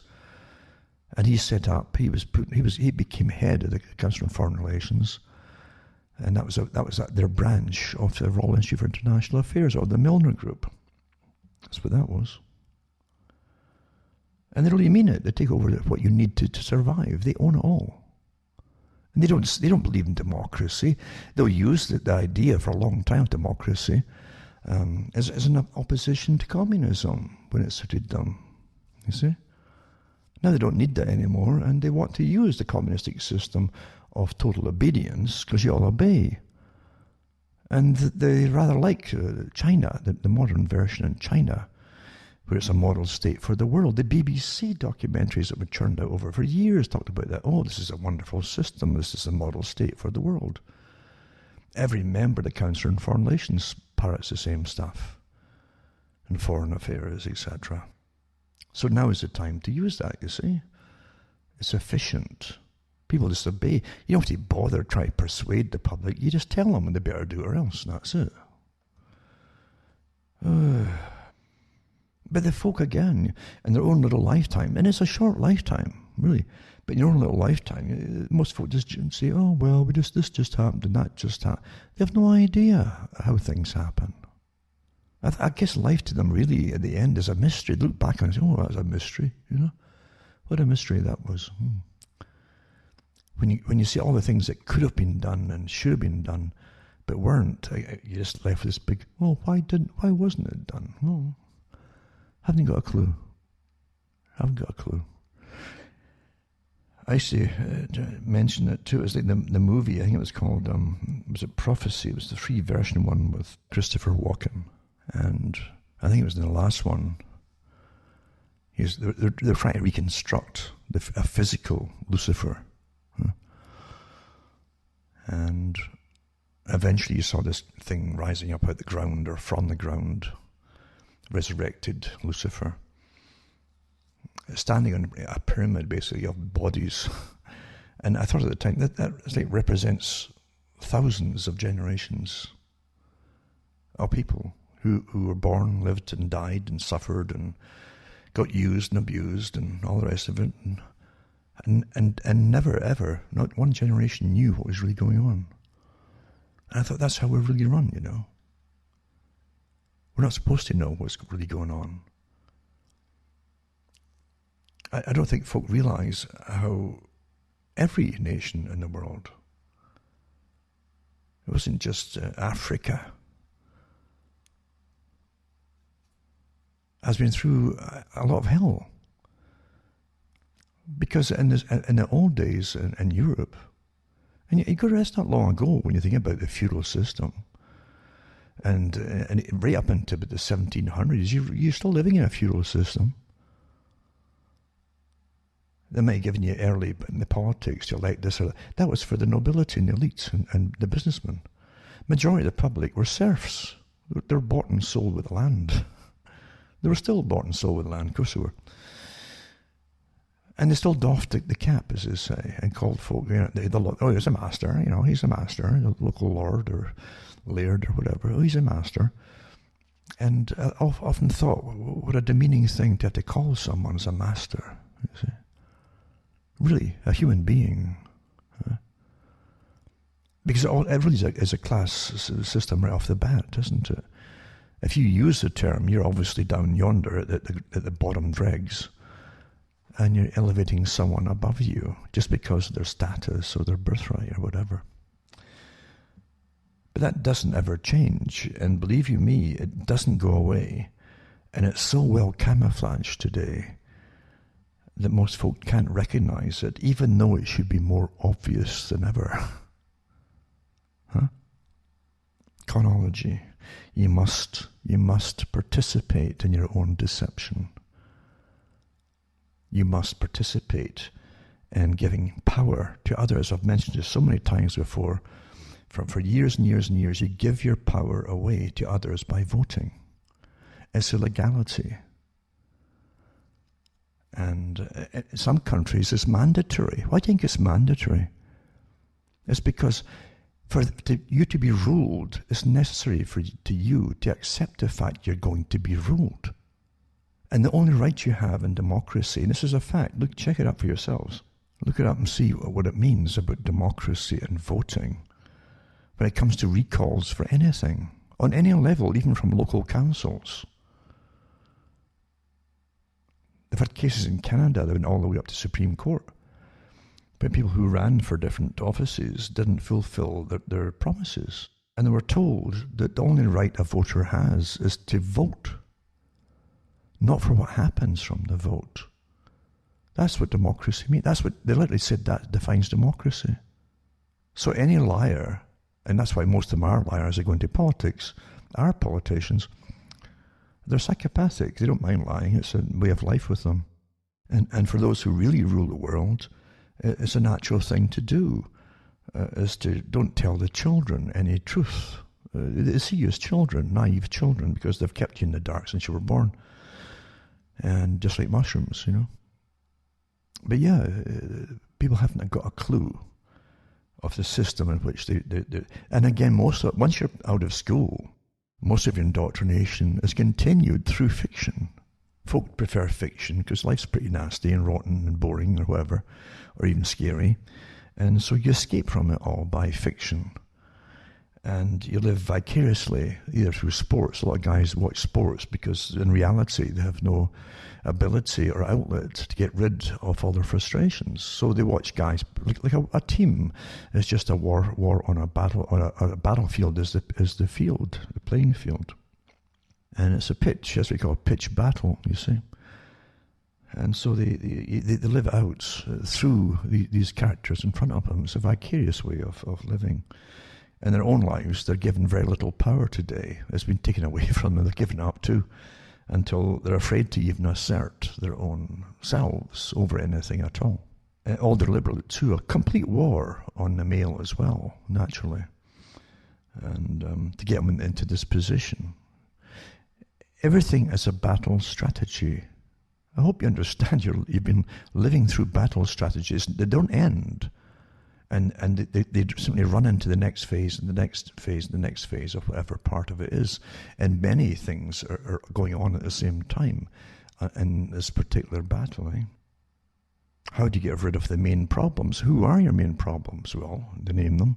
Okay, how do you get rid of these ones, Take away their power from them, make them feel insignificant, even tell them that the whole world's problems is theirs. That's what they've done with a lot of the males. It's ran through their in school, it was ran in their heads and so on. And so they're taught to even feel guilty about it for things that happen thousands of years. Nothing to do with them, nothing at all to do with them. But that's not the intention. The intention is to make them feel weak and helpless and useless and guilty. And at the same time, with young girls from a very early age, they're telling them to be assertive, etc., etc., etc. All battle strategies. It's all done deliberately. And again, people live through it, never catching on to it. Because strategies work awfully well if you get the children young enough. And that way, you disable your opponents. The ones who down the road could be your main opponents. Well, they're not there anymore. They're not there. You've eliminated them. A war on society, a war on every individual, a war on genders, a war on everything that could have worked and did work at times. Nothing works perfectly, but the fact is complete war across the board to disable everybody in society, to get society itself collectively disabled. That's warfare. This is all warfare. Awfully effective. I'm not just making this stuff up. I've looked at the techniques for long-term and long-range warfare. And they have some, which can scare you with some nations that are at war at the moment. And how they've looked at that their opponents, right down to the children that are getting born, to eliminate them. So they target women in those countries. Because they breed the boys that are going to be the problem down the road. They're going to fight certain nations and so on. It's just astonishing what you read, and it's horribly effective. I mean, horribly, when you see it's actually been done for years and it's still ongoing. And this is taught as battle strategy. So when you look at your own nations and you see this long-term goal to eliminate opponents and then put in others that's been well known through the incredible studies that have been done on genders, women are more apt to go along and try something new in changing society if it's given to them by superior authority. You see? And so if you put experts behind folks, they're more apt to follow that and go along with it. And that's why you see so many today being placed, by the way, in charge of different functions in nations, especially during a phase of massive change. It's not coincidental, by the way, you know. And most of them are openly what they think is. They'll say they're socialist, but they'll go with the wind, and they do like to feather their own nest as well as they go along. So it's not for ideological purposes. Everything's a sham, really, isn't it? Everything's a complete sham. But the last folk who must figure this out are the public themselves, because the war is always on the public, and it's subdivided into different sections and groups of the general public, and ages too, of course. So again, you got to stop participating in deception, your own deception. But yeah, I can remember when Pierre Trudeau, reading about him years later, for instance, but it got me onto the track of looking at real communism. And I wasn't in Canada at the time, but to look at real communism to see how it worked. And Pierre Trudeau was a leader of the Young Communist Party for Canada. And he led the group from Canada for the Comintern Communist International over in 1952 to Moscow. Others too that I could name today, not just in Canada, who are names today. Others had big parts in that too. But there was a woman, in fact, who was part of the Young Communist International group. Recently I mentioned her name too. It's prominent in the newspapers. But anyway, Pierre Trudeau did follow it to the letter. The idea was they knew they couldn't overthrow the Western. It was the people. Remember, you are the nation, not the leaders. Huh? And that's why most of the work is targeting you to get you to change a whole bunch of things, you see, in your ways of thinking. So you are the ones that want to change.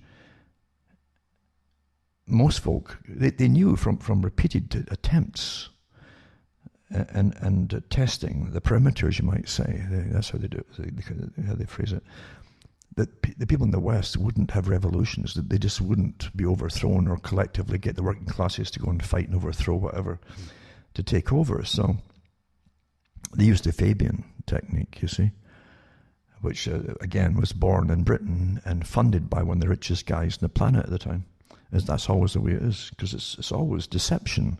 It's the same group at the top that will use different strategies for efficiency for themselves at that time. And Pierre Trudeau did run on the Liberal ticket, to get in.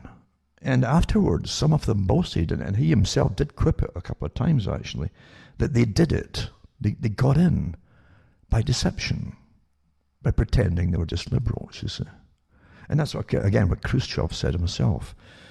And Khrushchev, when he came over to visit in the States, that's what he said. He said, we don't call them communists in America, we call them liberals, you see. But that was the party that they hid under at the time. Nothing has changed there. And but it's very deceptive to the public who watch it, because they see a lot of these liberals too who end up being multimillionaires in politics. Strange that how they can end up as multimillionaires. But the fact is, there are no real sides here. They'll play their game for those in charge at the very, very top. But again, the idea was that they could get in by deceiving the public, and once they're in, start pushing all the communistic doctrines under the guise of socialism, you see, and equality. It's always under the guise of equality.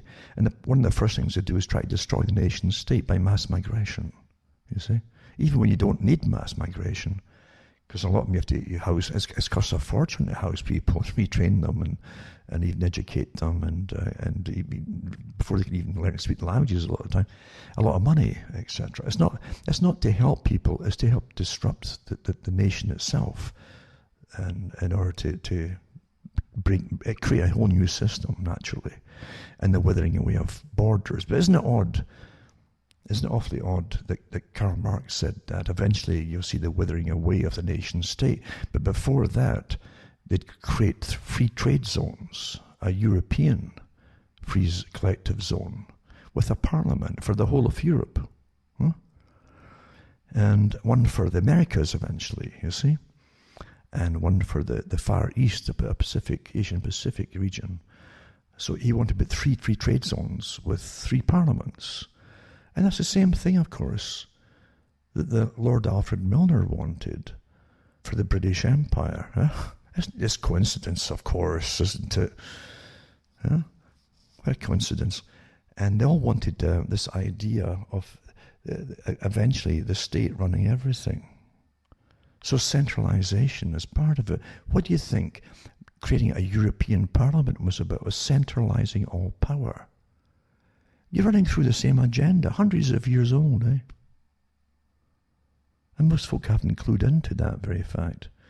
And then since 9/11, with free trade and 9/11 happening at the same time, and all these global meetings on free trade, the same agenda that Milner was pushing back in the 1800s, and even before that, when Britain set up the East India Company and the Dutch East India Company, the idea was always the same agenda.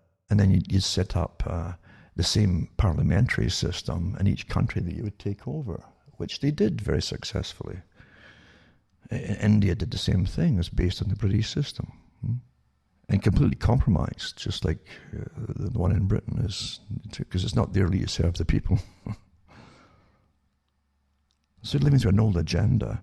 And so that here's the top capitalists working for the same agenda as the top communists, and using communism and capitalism to get to where they want it to go. They're all terms, remember, words, eh? It's terms. Words can get you lost if you can't see what you're really looking at, because you get confused. Well, it can't be that because I've got a different name for it. No, you can use as many names as you want to camouflage something. It's what you actually see it as being that matters. It's really something. But folk, as I say, have no idea what they're really living through. And what you're living through is an eternal battle, really. Very old battle. And between good and evil. And yes, you can always bring it down to an earthly system. Okay, it's basically secularize it and use secular humanism to say it's bad people who are power hungry and crave power. They're psychopathic and they're not there for the common good. Whereas the humanists, remember, humanism is a religion, who know better. They know better how to rule the world and to give you bioethics, awfully important field, that bioethics. They can tell you what's moral and what's not moral, you see, using the sheer genius of their brain power. Because somehow they're untouchable. The common things that might make you get tempted, no, it doesn't bother them at all. They've got it all, you see.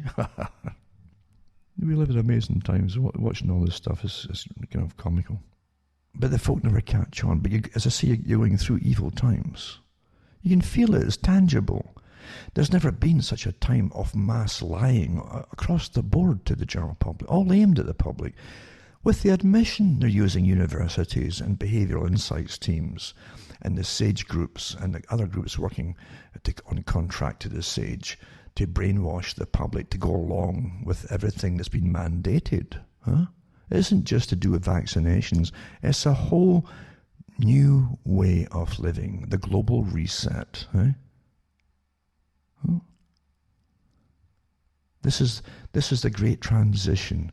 In the last century, they called it the coming century of change or transition, the great transition. Here it is, where the elite will have you all running like clockwork, they think, at the end of the chaos. They create the chaos first, then to fix it all, they'll bring down the population and they'll run everything to suit themselves bit by bit. And everyone is monitored from cradle to grave. You can't get away from them. And they won't allow you. Most folk allow it to happen, all these rules to get passed and laws to get passed, and they comply with it, which doesn't help the next generation, you see. Planned a long time ago, planned before I was born, planned before you were born, and even my granddad, in fact, was born. How to use the general public and every nation. How to create divisions in society and use them against each other for your own use. How to get segments of society. Let's take the real idealistic viewpoint of history here. Let's look at a real fictional version of a Hamlet in somewhere in England in, say, the 1600s. In a little, very short-lived, peaceful time, right? And here they all are, and there isn't a lot of smoky Hamlet, because you could smoke back then and to heat themselves and to cook without getting fined and all that. Again, but this is the idealized version. And here they're happy, and they've got their culture, and they know where they came from, and they're quite content and all that. How you destroy that? If you just come up as an outsider, they're going to turn on you. Collectively, it's a natural thing you do, and you won't get what you want. No, you must create divisions in this peaceful little hamlet, you see. And then you go and say, to one of the farmers, how many pigs do you got there? I've got 4 or 5. Really, eh? And then you go to someone down the road there who's really struggling, and he's had a fire recently, and his place burned down, he's rebuilding it, and he can't do all the work at the same time, and he can't afford to hire anybody. How many pigs do you got? Oh, I've only got 2, or I lost some in the fire. Why is that guy up the road there got more than you? Blah. Then you stir the pot, you stir it, get it going.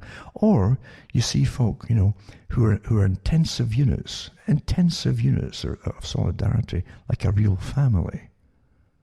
But never heard of women's lib, eh? Never heard of it. Hadn't been invented yet. And any communist doctrine, hadn't heard of that either, And you get in there and say, why are you carrying those buckets, those heavy buckets? Why isn't your husband? Well, your husband, you see, was down in the field there, up to his knees in mud, cleaning, or he's in cleaning it. But that didn't matter. The point is to exaggerate differences. Exaggerate them. Stir it up. Then you get then get a collective, a bunch of women together, And then you start making demands. We aren't going to do this unless. Before you know it, the whole thing's in a mess. And in comes the overlord to rectify. You need a government. We're here to help you. This is how it's done, over and over and over again. Do you realize how many agencies have just appeared out of nowhere? You think they're coming out of nowhere to deal with the chaos in society on all social levels. Often from the very heads that are causing the problems. And they profit off the chaos they cause. Amazing, eh? From law. Oh, you need lots of new laws now and new lawyers, eh? The devil's advocate. We're not. How do you think we're taking over this world, they said? And the devil's advocate, just by pure force. Armies, he says, armies of lawyers. We turn out thousands every year, lawyers. Then end up in politics too, eh? Same characters.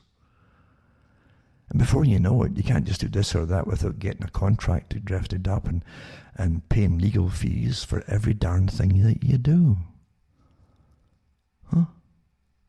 Or destroy the family unit. There are countless agencies privately owned that deal not just with marriage counselling, which is generally how to break up quietly, but what to do with the children. So let's have all kinds of agencies to deal with the children, eh? And foster homes and this and that and the other, and psychologists get involved and psychiatrists, and every bit of chaos you cause, a disruption as you destroy society and the fabric that holds it together, and the psyche that holds it, they profit off it. Amazing, isn't it? Interesting. It's also interesting. It's interesting that you enter an area that most folk don't want to look at. It scares them. You see, in an age where you haven't seen mass slaughter, like open slaughter, pits being dug and people being buried after being shot and killed or whatever by all kinds of methods, they're wide open for it to happen in different ways. Disease. It doesn't look so bad. Well, it's disease, you know. In an age where one of the top fields that you have for war is biowarfare, it is always said to be the weapon of choice for the future, biowarfare. And the beauty of it is you can't really, you can suspect all you want, you can add little bits all you want, but you always need an admission, like some crime drama, and you're not going to get it. It was the same with weather warfare. Lots of data from the military declassified on weather warfare. It's not a la-la land thing. It's not some conspiracy thing. They admit it from the Department of Defense declassified articles that have done it. They did lots of it in Vietnam to create massive flooding, for instance, in the Ho Chi Minh Trail. Weather warfare. Mud. And weather warfare, they said too, that the advantages of it, again, it says silent weapons for quiet wars, isn't it? Is it you can know all your, we're getting these strange signals and the weather's changing or, things like that. The HARP technologies, all countries have it now, They had it back in the 70s in Russia or Riga, where they could blot out a lot of the airwaves in the West. Montreal was the first one to pick it up, I think. And it was a woodpecker effect, they called it. And it was a high-intensity, powerful signal again put up into the ionosphere. And that's how the HARP technology works. Bounces off it, can intensify it too. You can actually aim it to bounce off and reflect down elsewhere on your target and block out all transmissions and on the AM frequencies, etc. Old technologies. And then you can superheat the atmosphere. They found out with the Alaskan one, testing that, superheat at standing waves. And you had these big explosions in the sky, clear skies, just boom. just superheating different parts of the atmosphere. And then lightning strikes in clear skies too in BC. It was interesting that. And you can aim that too across using the ionosphere as like a mirror to reflect it. Old stuff, declassified stuff now. But again, even though you know it's been used, you can pretty well suspect it. Again, it comes down to, well, we know all it, but we just need that last bit of admission. Well, you're not going to get admission. That's the whole point of silent weapons. Or introducing the bugs that eat crops. Old, again, masses and masses of information declassified on chemical and bacterial warfare. And then agriculture is part of it. How do you disable an enemy? Destroy their sustenance, their meat industry, milk industry, cheese industry, butter industry, by attacking the animals, attack the crops, all kinds of rusts, they call it, and things like that. You can go on and on about the horrors of what humans will do on behalf of the masters that run the planet, but should tell you what the masters are like. The masters are very cold. I remember too Malachi Martin, who was an enigma to some people, but he certainly sold the Catholic Church out. That is true. It's come out since, He helped with the Vatican II to destroy some of the principles that kept them together intact for a long time. And so he was like a double agent. He was also on an awfully good documentary years ago with William Buckley Jr. Interestingly, William Buckley Jr. was in CIA. Malachi Martin on the Art Bell show years later talked about the fact that a lot of the Jesuits and so on in the Catholic Church during the Cold War worked with the CIA because they were all over the world, and they get into the countries and come back with information. But Malachi Martin did say that on one of his interviews. You'll never know where his head really was at with Malachi Martin, unfortunately, but he did bring isn't that odd, a guy who worked and sold out the church at one point, really like big time traitor, a real double agent indeed, for pay too. He was paid to do it.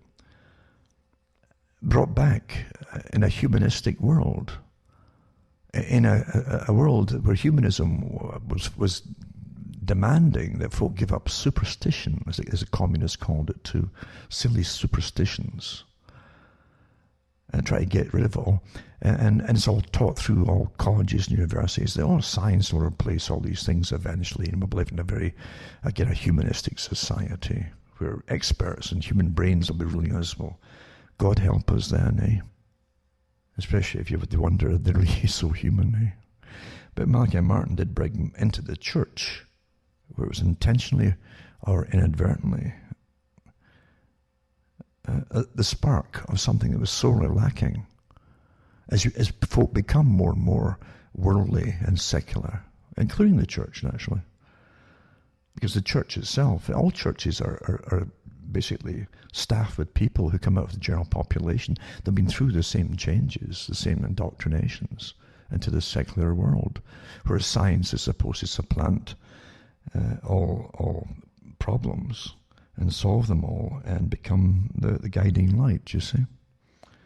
That's a lot of power to give to mere mortals, the scientists. But Malachi Martin, as I say, inadvertently or whatever, did bring back a spark of something which was sorely lacking for a long time. And again, it's a very powerful thing that the elite actually fear. It's always intrigued me that. But he brought back the idea of the supernatural and the preternatural. The preternatural are powers that are above ordinary powers, which evil has in the Catholic viewpoint, or the Christian viewpoint, or even the ancient world viewpoint, because a lot of it came from the ancient world, remember, even pre-Judaic, a lot of it.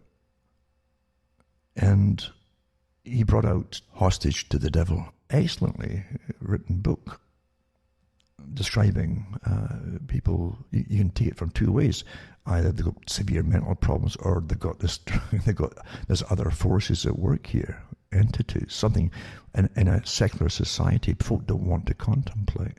It's astonishing how they'll accept through dramas and movies, fictional movies, mass slaughters. It's horrible, some incredibly horrible. But when it comes to what's behind these mass horrors, is it just human nature? Are we so defective a species? Or is there something else at play? So Malachi Martin brought back this idea of the supernatural. Supernatural is something that comes from the Creator, you see.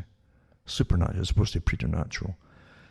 Anything created by the Creator, therefore, has, like rebellious demons or angels, have these abilities, but they're not so much super, that they're definitely above what any humans can do, but they're preternatural.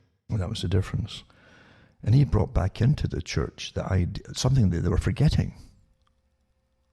And you're living in a world of forces. We can accept the fact that there are forces at work when it comes to, it's secular forces, or you don't know who the people are generally or whatever, but you know they're. Yeah. But the fact is, no, what is in them?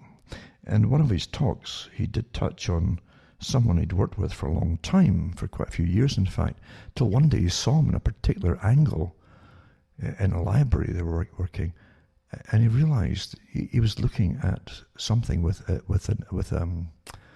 who was perfectly possessed. Something, a very interesting concept.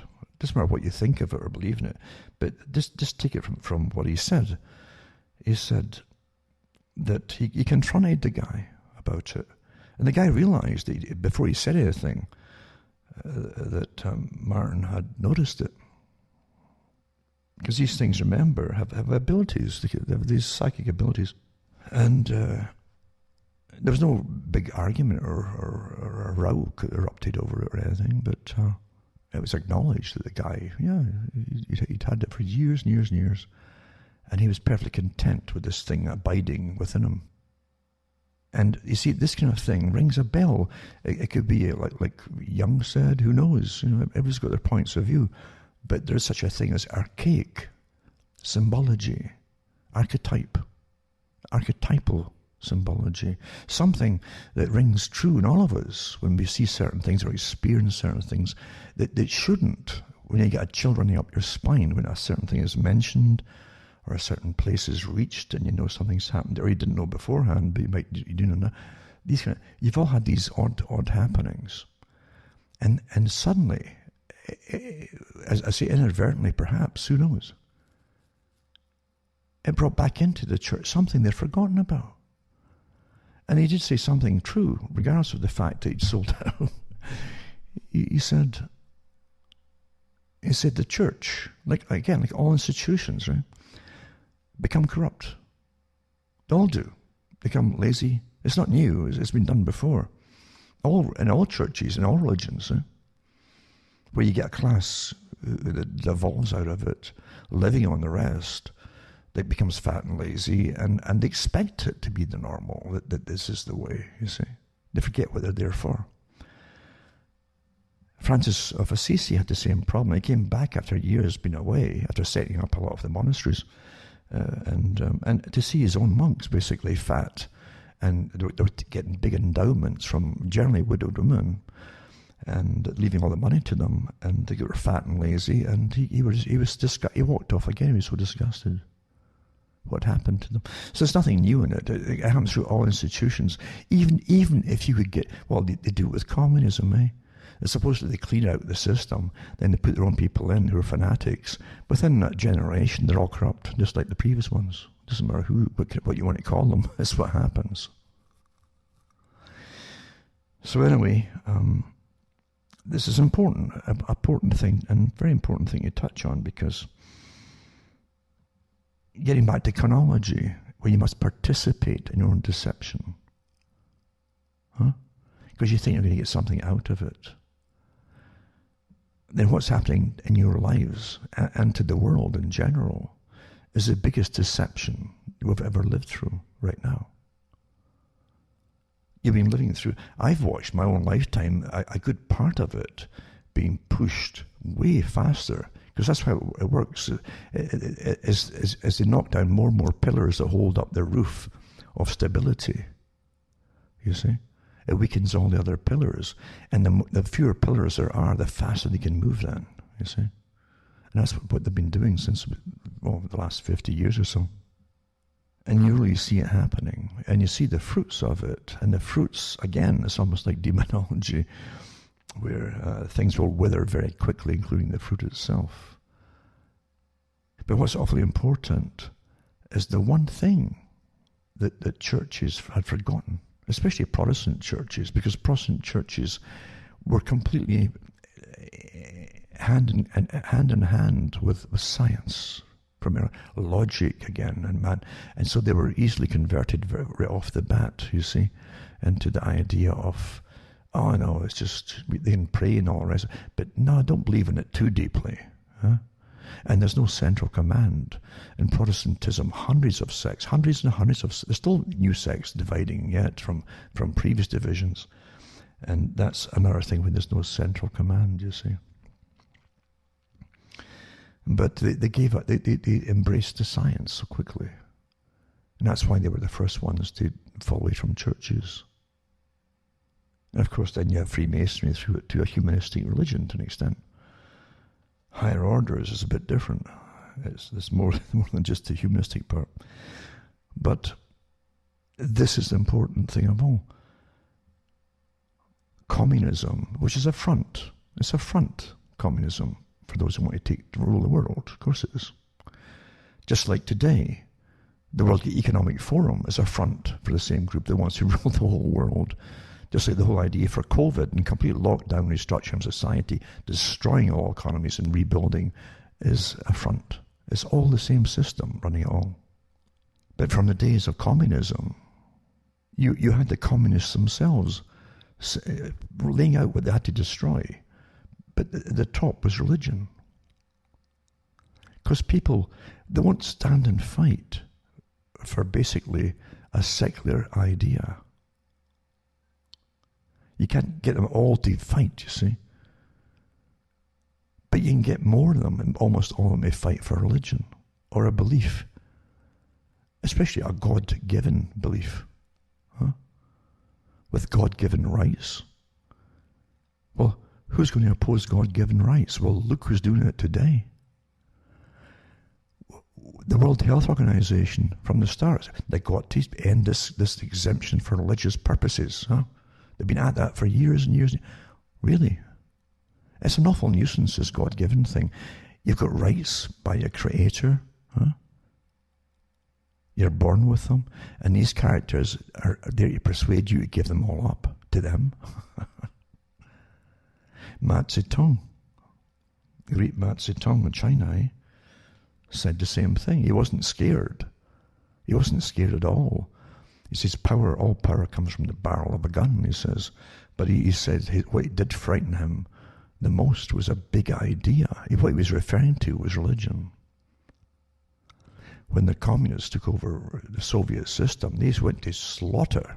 They got the worst beasts imaginable in human form to do the slaughtering. That continued throughout this whole Soviet Union's period, by the way, and all the Soviet bloc countries. Horrible things were done. And that they wipe out religion especially. They went to town to try to eradicate it.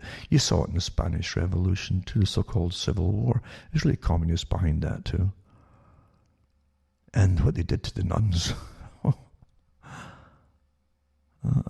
Or Trotsky's train, when he was head of the Red Army in the reign of terror in Russia. And he had actually priests dangling on ropes at the back of the train as they went past all the different villages and stuff. Never changes. Never changes. And yet, those once they're in power, they can kill millions under different guises.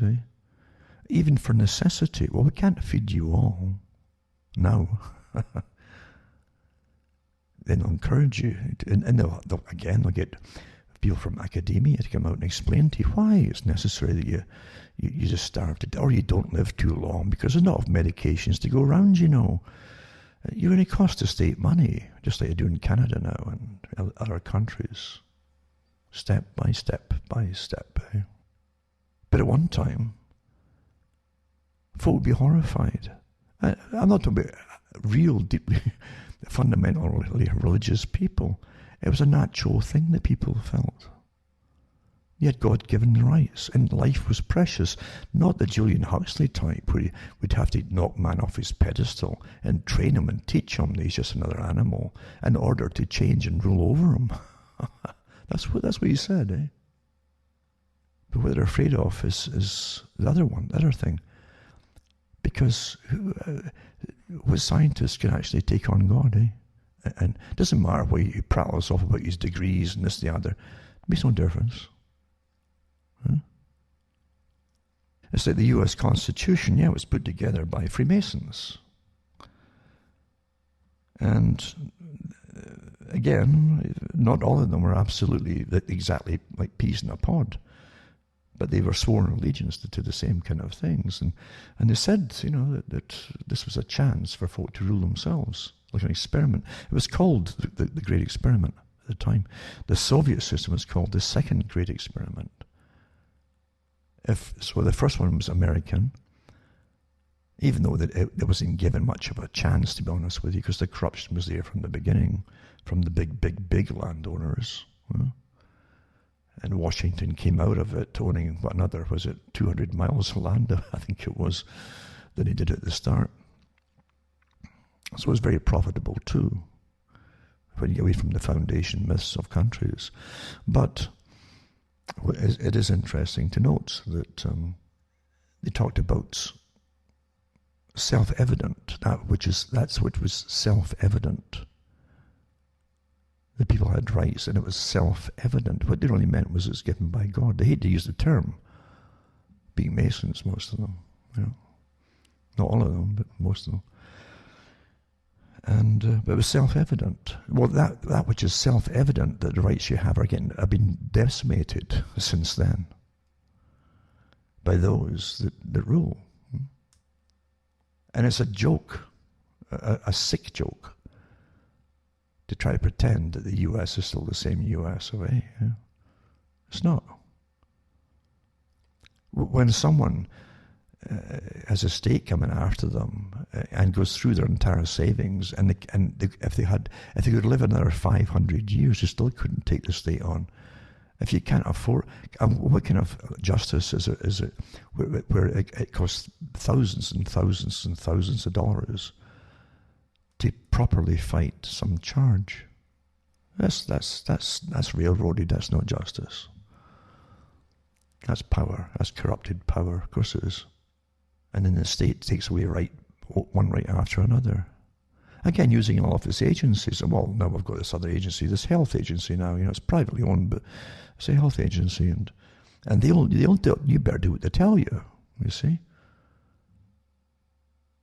And these religious exemptions just won't stand up. No, we can't have that. That's an abuse, you see. It's always the same thing, isn't it? They could never go so far as they've done without chipping away at religion, step by step by step. Most folk, the best Christians I've ever met,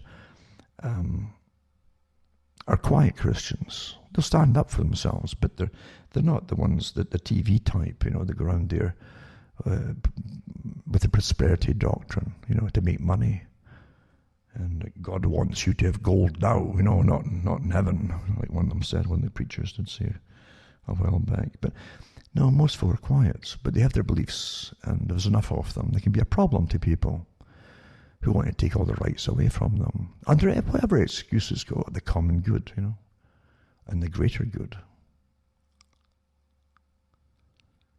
So communism always hammered at it. It was the first target of the French Revolution and the Bolshevik Revolution, going on to the long-term Russian Revolution, the Soviet era.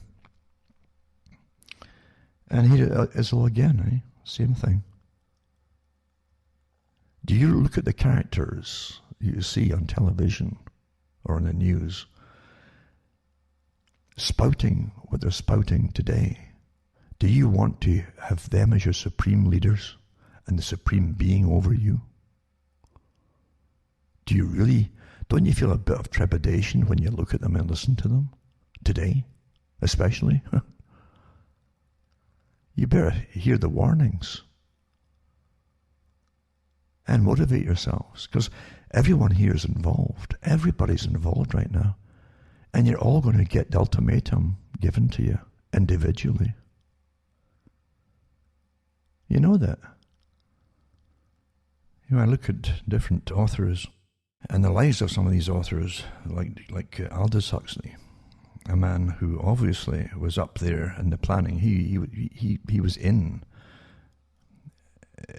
because of his family connections and on the big agenda.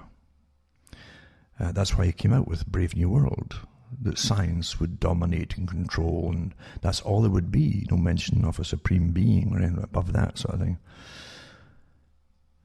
Some deity, some god. And Brave New World, it was just purely secular, and science running everything, right down to the breeding of people. And the non-human births, even our pregnancies, really, everybody's grown in a test tube to an extent, and sperm and ovum came out of the same selected batches over and over. They'd been altered to perfection, supposedly. So you had the division of labor, the communistic division of labor, for those who don't know about that. That's what the alpha, the betas, etc. Were designed to do.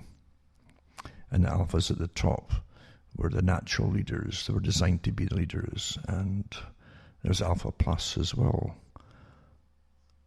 But all the way down the way, right down, they had the division of labour was done right down to menial tasks for certain types, and therapies and drugs, naturally, to keep people in line.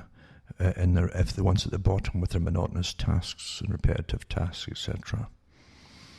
An advanced civilization that they created. But there's no mention anywhere of any particular deity. Religion had been abolished pretty well. The closest thing to it was in the books from the savages. Some of the savages outside their huge, supposed magnificent utopias, the cities outside it was the savages, remnants of the old ones who were born naturally and things like that, very primitive people, they said. And one of them, the main character in the book, The Savage, that they brought into the city to show him off, had read Shakespeare and other books too. He was talking about beauty and love, and the people couldn't imagine that. He was mixing with the betas and so on. They were too happy doing their own thing, free sex, different partner every night. In fact, it was illegal, I think, to have the same partner twice a week. Very important, you see, no bond. You can't, if you bond to anybody, you could be a problem for. Now there's two of you against the state, perhaps. It's much easier when it's just you and the state's against you. So a family is taboo. But they bring him in and they kind of laugh at him and see everything is kind of quaint with these old-fashioned ideas of bonding and bringing up children yourselves and all that. But they couldn't relate to him at all. But really, when you think about it, what it was showing you is that artificial humans who've been altered, literally altered, genetically altered, to be created, to be what they are by humans, weren't really different. They weren't the same human as the savage at all. He was natural, and they were not. They were unnatural. What really changes? You're back into the same area, whether you like it or not, of not just philosophy, but religions going back for thousands and thousands, maybe even millions, who knows, of years, of the questions that are asked about life in itself. And it always comes down to the same thing, that which is different from you. Different. Humanly different, And that takes him back again in a circle to the idea of all those that work in the realm of conology. Back to conology again. You must participate in your own deception. The armies of people paid big money from your tax money to lie to you and convince you and deceive you and manipulate you and nudge you into doing that which perhaps is not in your interest to do, your best interest to do. On behalf of your government that dishes out the cash to these agencies with the instructions. Are you content being lied to? This is not conspiracy stuff. I've given the articles out for years, and even the recent ones, within the SAGE units, the nudge units, etc. And the Yale one right now, it's ongoing right now with all these different levels of how to convince the public to do what they're told using psychology. Right down to scolding and getting other people to point fingers at you. They're not quite there. And to use all shaming techniques, all these terrible things, to make you obey and comply. And yet you're supposed to be an individual being here. You're either free or you're not free. I hope you understand the difference. If you want to define what freedom means, or chained, not free. If you're truly free and have the rights of a free person, what's the first lie they tell you to take those rights from? Well, you see, you could be endangering others because you're not complying. No, that's called tyranny, folks. It's been used before. It always ends up in a horror show. We know this from history. And getting back to what we're talking about, to the same guy, this goes round. See, my mind goes in circles, because Malachi Martin talked about these characters again, like from the one he talked about in the library that he'd known for years, without maybe at the back of his mind he suspected something as almost a subconscious, or not even something on the fringe. It's not into the consciousness yet, but there's something there, and then it hits you one day. But look at all these folk that run the world, the ones who sit up there and lord over the general public with this air of superiority. All the top CEOs, as they mandate the world they're bringing in on behalf of their masters, because they do have masters, these multimillionaire characters. They have masters, all right, you better believe it. And what are these masters? Where's it leading to, eh? You don't have to, it's always been there. What I'm saying now has been said for thousands of years. But he talked about the perfectly possessed. Now, I'm sure psychiatrists can go off and pontificate for weeks about the same thing. If they want to, fine, let them do it. I don't care. But I've experienced people like that who definitely have something in them. I have no problems with that at all, of understanding it and seeing it. And it's very real. And you have to say, are they simply just psychopaths? I remember, and I've told folk this over the years, if you draft up a list of signs and symptoms of the psychopath, of the nature and traits of the psychopath, and you list down the signs and symptoms of the possessed, it's pretty well the same. In psychiatry, they've got this big puzzle. Oh, psychopaths are puzzles. Really? Are they really such? Because again, in religion, you don't say they're a puzzle. They're quite understandable. There's something in them. They don't react to horror the same way as we do. That's why they can commit such horror and sleep at night, because they have no conscience. Where's the other place that you've been taught about something that hates humankind so much? It's the same thing, the same way. Well, guess where, eh? I'm just bringing all these things up because you've got to ponder them. You really have to ponder them. Because you're living in such deception today, really evil deception, where when you uncover it, and it's eventually admitted, yes, we are paying all these psychopaths to brainwash you and lie to you and deceive you to get what we want for the greater good. and literally handing them out from the groups working for Sage in Britain, using taxpayers' money, to the groups that they put out the instructions to all media on how to step up anxiety to frighten the people into compliance by exaggerating stories and so on. Whoa, this is admitted, this is published admissions here.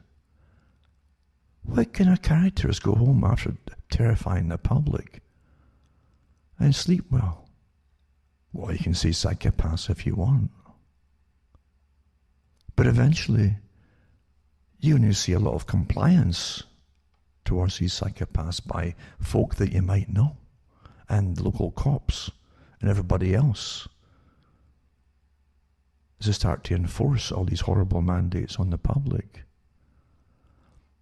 And you will, individually, you're going to come down to the choice. You always knew it was coming. And it's a good thing to contemplate before it all happens, isn't it? In the meantime, as I say, step by step, hopefully you've done what I've mentioned. Try and get a few people to at least help each other out. Swear to help each other out. Do it. Because you all need help.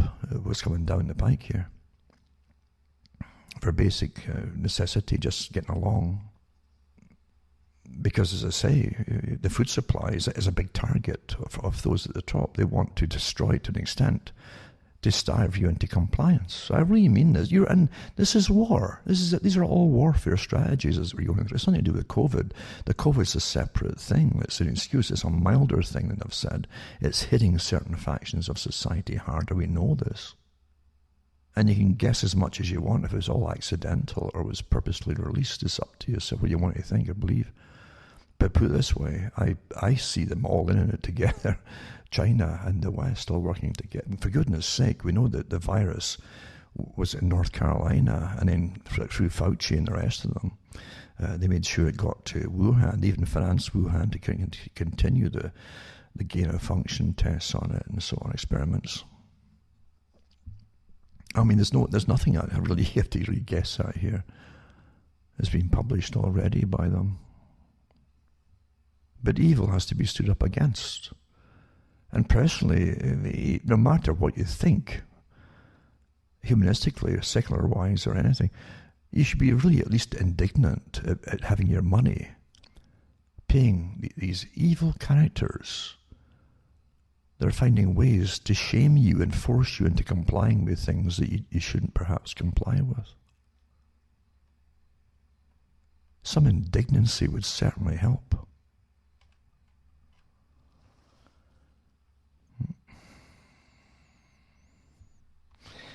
I've given so many talks about the system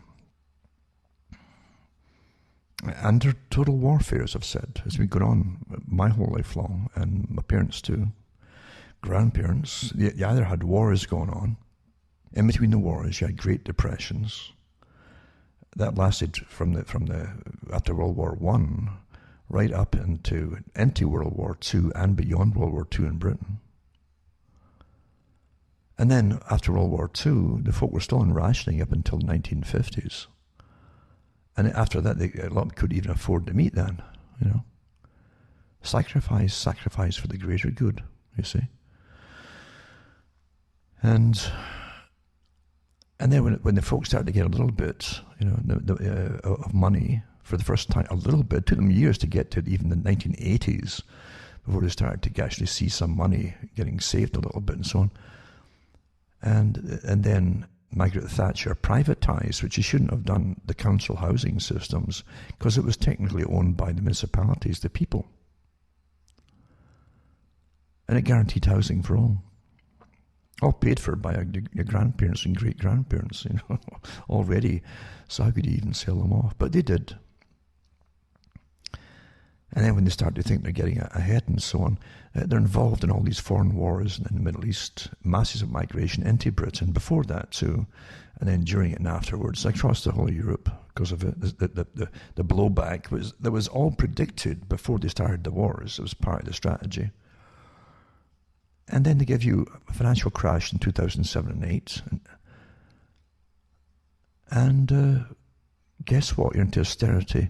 And here's the next part of it, and the big changes too, and the complete reworking and rebuilding of a world society based on socialism, because they're done now with the so-called the pretense of free enterprise and democracy. Has served its purpose. There's never a generation been given peace. Really. Think about that. They really haven't been given any peace. Wars, depressions, bank crashes, rip-offs, plundering of the economies. One thing after the other, eh?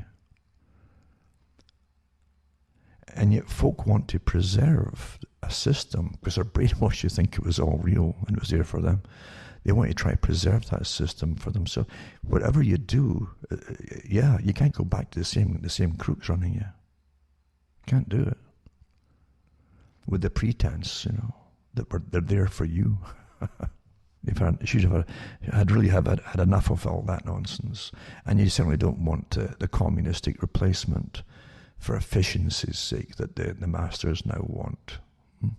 The authoritarian society. I know that when I look and listen to some of these radical front people who are put out there, they're all fronts, all of them.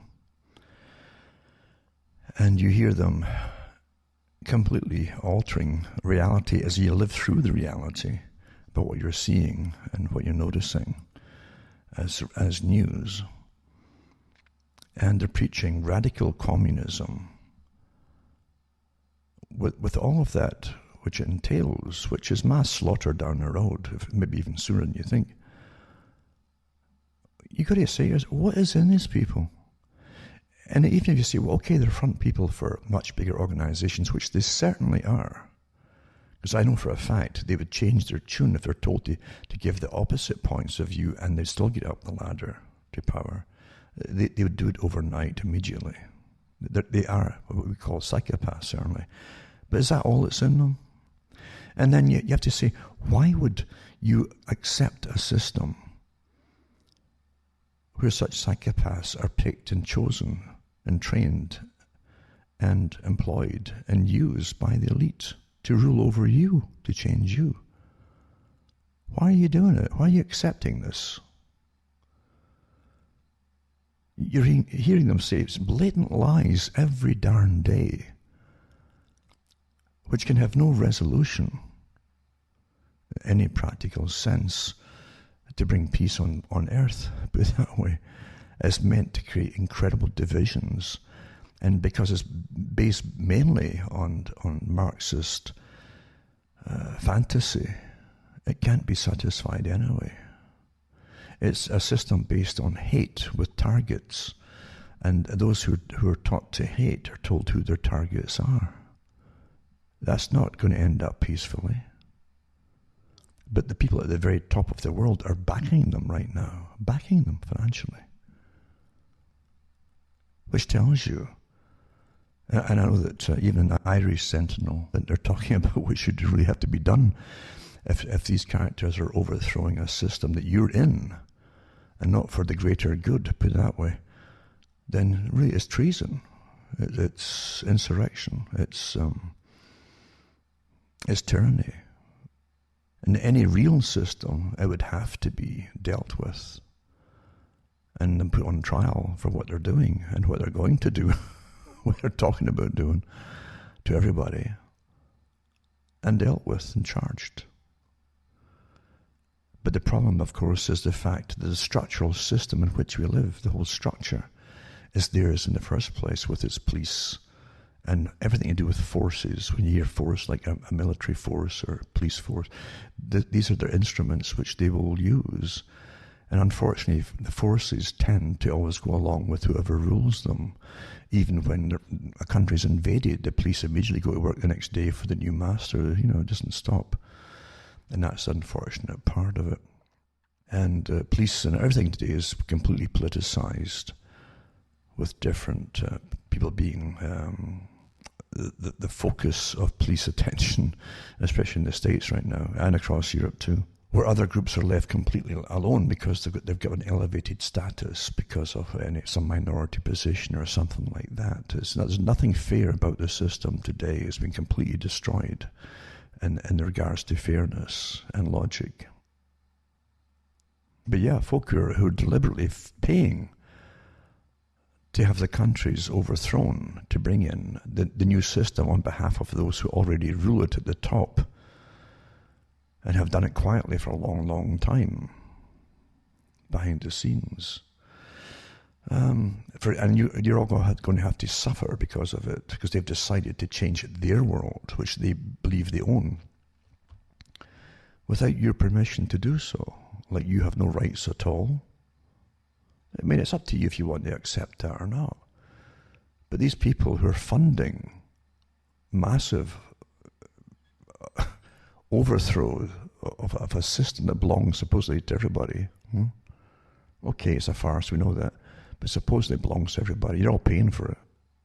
And they're changing it for their agenda at the top, using all instruments at the bottom for themselves. And funding groups that are radically burning down parts of cities and so on. Funding them.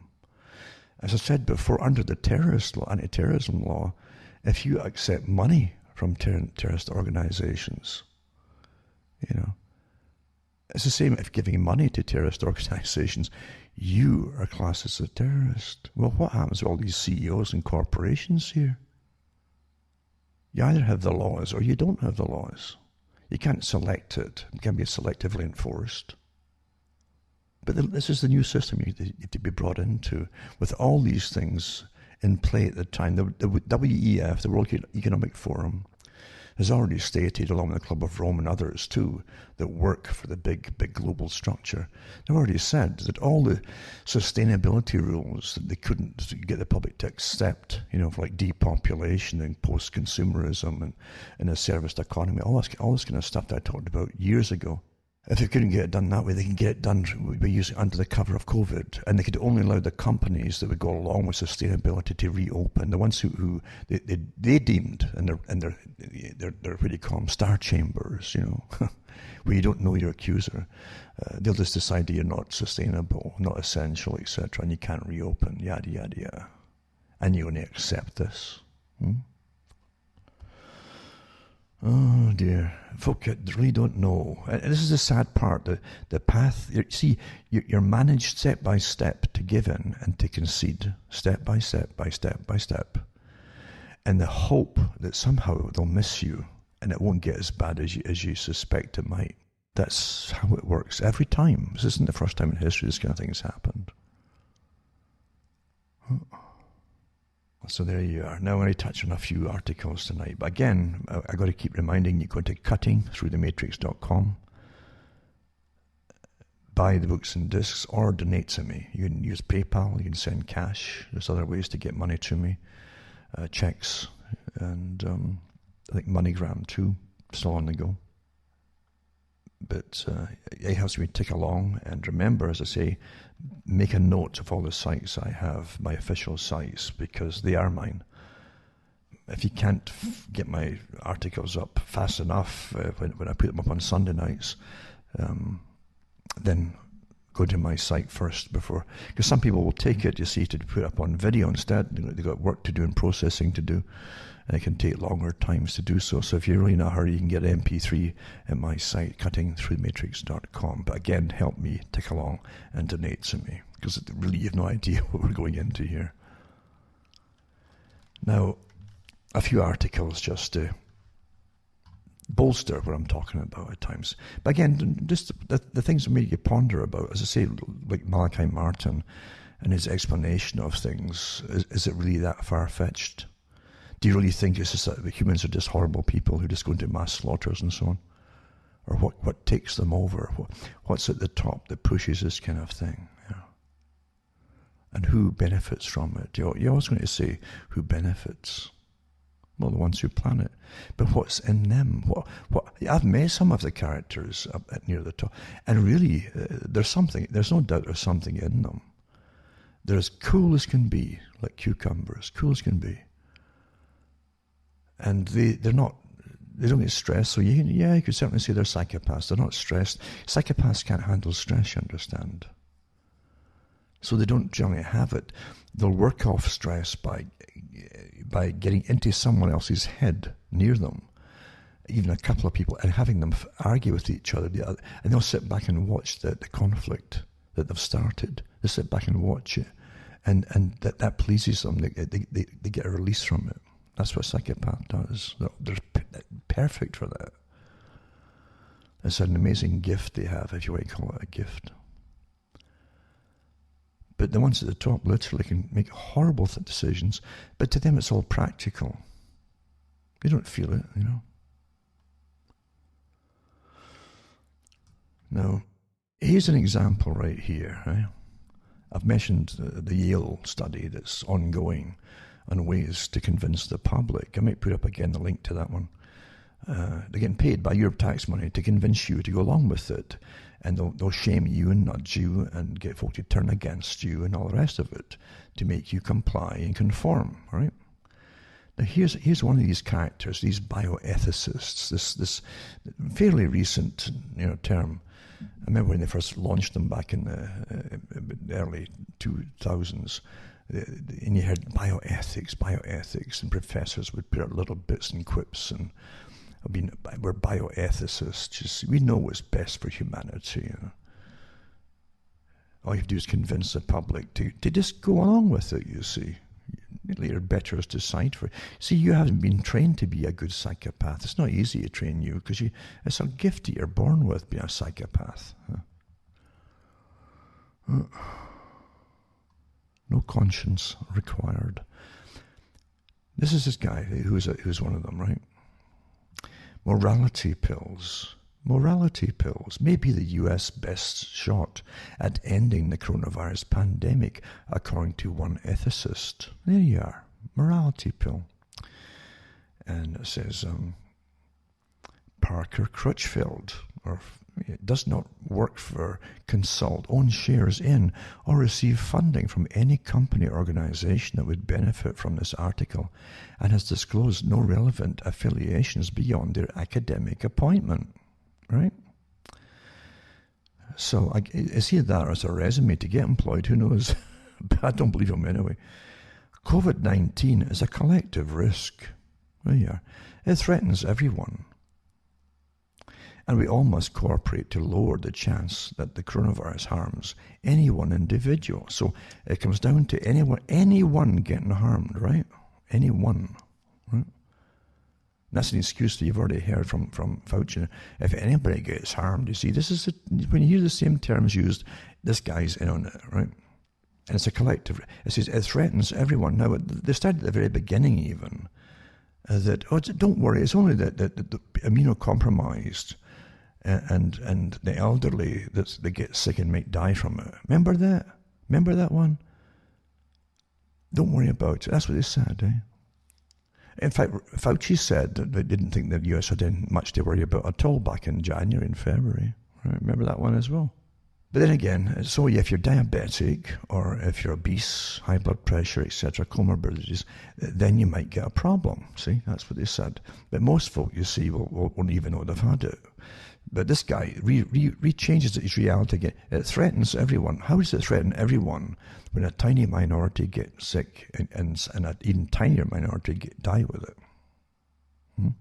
And so he brings it down to if it harms any one individual. So his whole stance on changing the whole system, right? And you better just comply with your betters. Is that just one person could get harmed, right? That would be the first in history, even for a common cold. That kills some folk every year too, who've got comorbidities or some simple flu. Among other things, that means keeping safe social distances and wearing masks, even though the CDC in May put it up on their own website, right? That the masks don't do any good at all against COVID, right? So even though the so-called top experts say it's no use to you, guys like this are trying to for the greater good, want you all wear masks, even though it's causing harm, right? And the social distancing, as I say, came out of a computer model, nothing to do with reality. And in fact, all countries have different distances you have to keep apart. So he goes on to say, but many people choose not to do these things, making spread of an infection more likely. When someone chooses not to follow public health guidelines around the coronavirus, they're defecting from the public good. So you're bad, see? It's the moral equivalent of the tragedy of the commons. If everyone shares the same pasture for their individual flocks, some people are going to graze their animals longer or let them eat more than their fair share, ruining the commons in the process. Selfish and self-defeating behavior undermines the pursuit of something from which everyone can benefit. Really? So here's persuasion from a bioethicist at work, see? I should also add to him, because he also hasn't studied history, that the commons were taken from them by the lords, bit by bit by bits. If you look at the levellers in Britain, for instance, and the diggers, that when the diggers try to keep their commons and start using it again, because they've been getting pushed off the common grazing pasture, and it wasn't just grazing, it was for vegetables, for them. That's all they had, most of them. And, vegetarianism was nothing new for the common people. That's all they could get. And Walter Raleigh and these newly knighted people who were pirates, really, were the last ones that took the land off the diggers. They sent in the troops. But when he was given the land, Walter Raleigh was granted the land now that he was a sir, by the Queen. Yeah, it's a different thing. Anyway, get waylaid here from this article. So you're all guilty. See, it's your own fault because you want something, and it's a selfish behavior. Democratically enacted enforceable rules. Where's the democratically enacted enforceable rules? Democratically enacted? Mandating things like mask wearing and social distancing might work if defectors could be coerced into adhering to them, but not all states have opted to pass them or to enforce the rules that are in place. This guy's got all the makings of a real tyrant, Ooh. He hasn't given you one bit of evidence to say why any of this works. Even though some countries ignored it all, and they're fine. And they haven't destroyed their economies in the process. So it says, my research in bioethics focuses on questions like how to induce those who are non-cooperative to get on board with doing what's best for the public good. To me, it seems the problem of coronavirus defectors could be solved by moral enhancement, like receiving a vaccine to beef up your immune system. That's a moral enhancement. People could take a substance to boost their cooperative, pro-social behavior. Could a psychoactive pill be a solution to the pandemic? There you go. It's a far-out proposal. It's bound to be controversial. No kidding. It gives you links to all this stuff. But once I believe it, it's worth considering, given the importance of social cooperation in the struggle to get COVID-19 under control.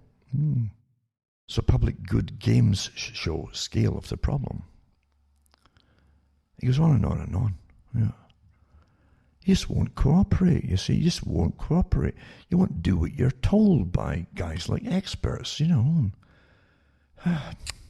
A morality pill might be the answer to it. You're not complying. We'll force you to take this pill here. Go right to your brain, and before you know it, you'll sign on to anything, right? There you go. That's his answer. That's democratic, isn't it? They're out there, aren't they, these characters? They really are. They really are out there, aren't they? Quite something. And then you get this one. Yeah. Interesting again, because you see, all this stuff we're talking about here was planned years ago. Digital currency testing. I remember in Canada doing the articles on radio at the time, when I was on radio. Or places in Canada where they were testing out literally nothing but digital currency on credit cards and things like that, and no money at all, and giving folk the usual little incentives and extras to go along with it, using certain cities in Ontario, for instance, as the test beds for it. Old idea. And then the World Bank came out a few years ago saying it's about time now to push digital currency and get rid of cash altogether. I did all those articles too. So this is the excuse to do it, you see. You need a good terror campaign to push all these things forward. It works wonders. So China's Commerce Ministry released new details Friday of a pilot program for the country's central bank digital currency to be expanded to several metropolitan areas, including Guangdong, Hong Kong, Macau, Greater Bay Area, Beijing, Tianjin, Hebei region, and Yangtze River Delta region. And the Commerce Ministry is currently running a pilot test in 4 cities, and they mention the cities too. And the People's Bank of China, the currently central bank, is supervising the rollout of the CBDC pilot program in a city-by-city basis. So we're going to use the digital yuan for digital currency. And it says the networks, the Beijing-owned China Global Television Network, said test subjects would be able to withdraw money, make payments, and transfer money after registering with their mobile phone number. So your phone is the big key to it, as always. The banks are also testing a scenario where users can transfer money without the internet. So this is the way, and it ties in too with your basically your social standing program, your social status basically program, because everyone's getting that. And with the COVID idea, everything is getting rammed through. Everything that they've been talking about at the World Economic Forum for years and years, and the Council on Foreign Relations in their Foreign Affairs magazines. All the agendas, and the Club of Rome, they published it too. They can get all their agendas through under COVID. Isn't that amazing, eh? Like they must be praising COVID for making it all happen. All of it. I don't mean some of it, but all of it. Isn't that amazing, eh? In Australia is quite amazing. I've mentioned before that the countries that England or London used to rule, this corporation called Britain, or UK, or Great Britain as it was then. And it's a corporation, a maritime corporation, right? Maritime law. But all of its countries that it owned, basically, it was called the Dominion, you see, of Britain, Great Britain. And Canada was called the Dominion up until not that long ago. Dominion of Great Britain, Canada. Now it's just part of the Commonwealth again. Right? But it's Australia. I think Australia is really going to town with it, isn't it? And it says Australian 5 and 10 cent coins to disappear as pandemic ushers in cashless society. Well, Canada did away with the pennies and things, and they were talking about doing away with nickels and then dimes eventually, they hope, in the process too. And the little incentive is when you're using cash, but the money's not there to give you the proper change eventually, so you get shortchanged each time until you say, oh, I'm fed up with this, I'll just start using digital. That's what, see how they prompt and force you and coercion to do what they want you to do, right? And as I've said before, when your choices are taken from you, eventually when crisis happens, then you don't have any other choices. You're done for. Don't laugh at having choices. So as leading up to the pandemic, coin circulation in Australia experienced a sharp decline in the use of 5 and 10 cent coins. Can they prove that? Royal Australian Mint CEO Ross McDermott told ABC News he expects 5 and 10 cent coins to be phased out of circulation in the coming years, adding that the pandemic has likely shortened the natural life of coins. Wow, there you go. Amazing how pandemics done everything that they want today.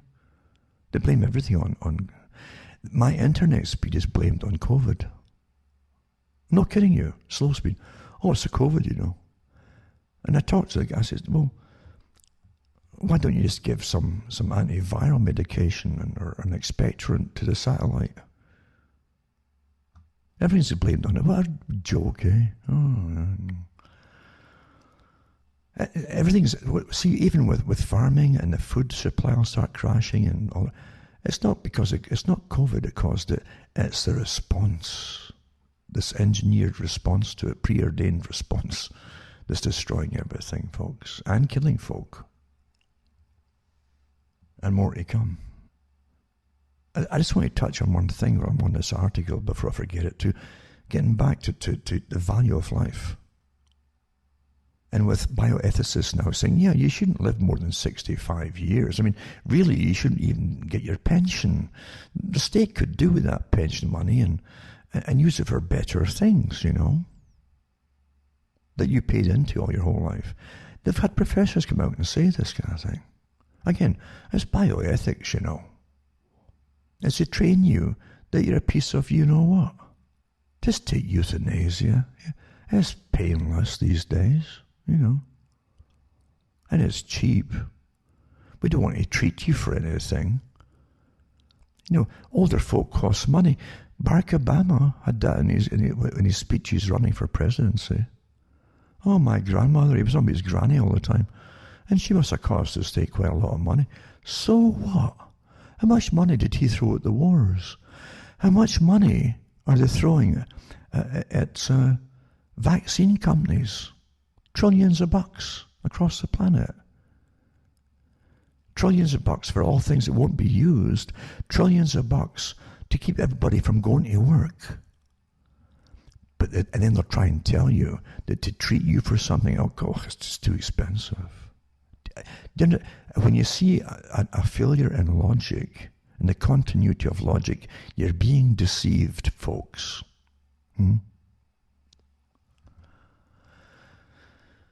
So, yeah, back to the Reserve Bank of Australia recently published data showing the rapid decline of physical currency used in transactions over the last half decade. Yep. So trying to say that, well, it's time maybe just to get off cash altogether and use contactless payments and stuff, eh?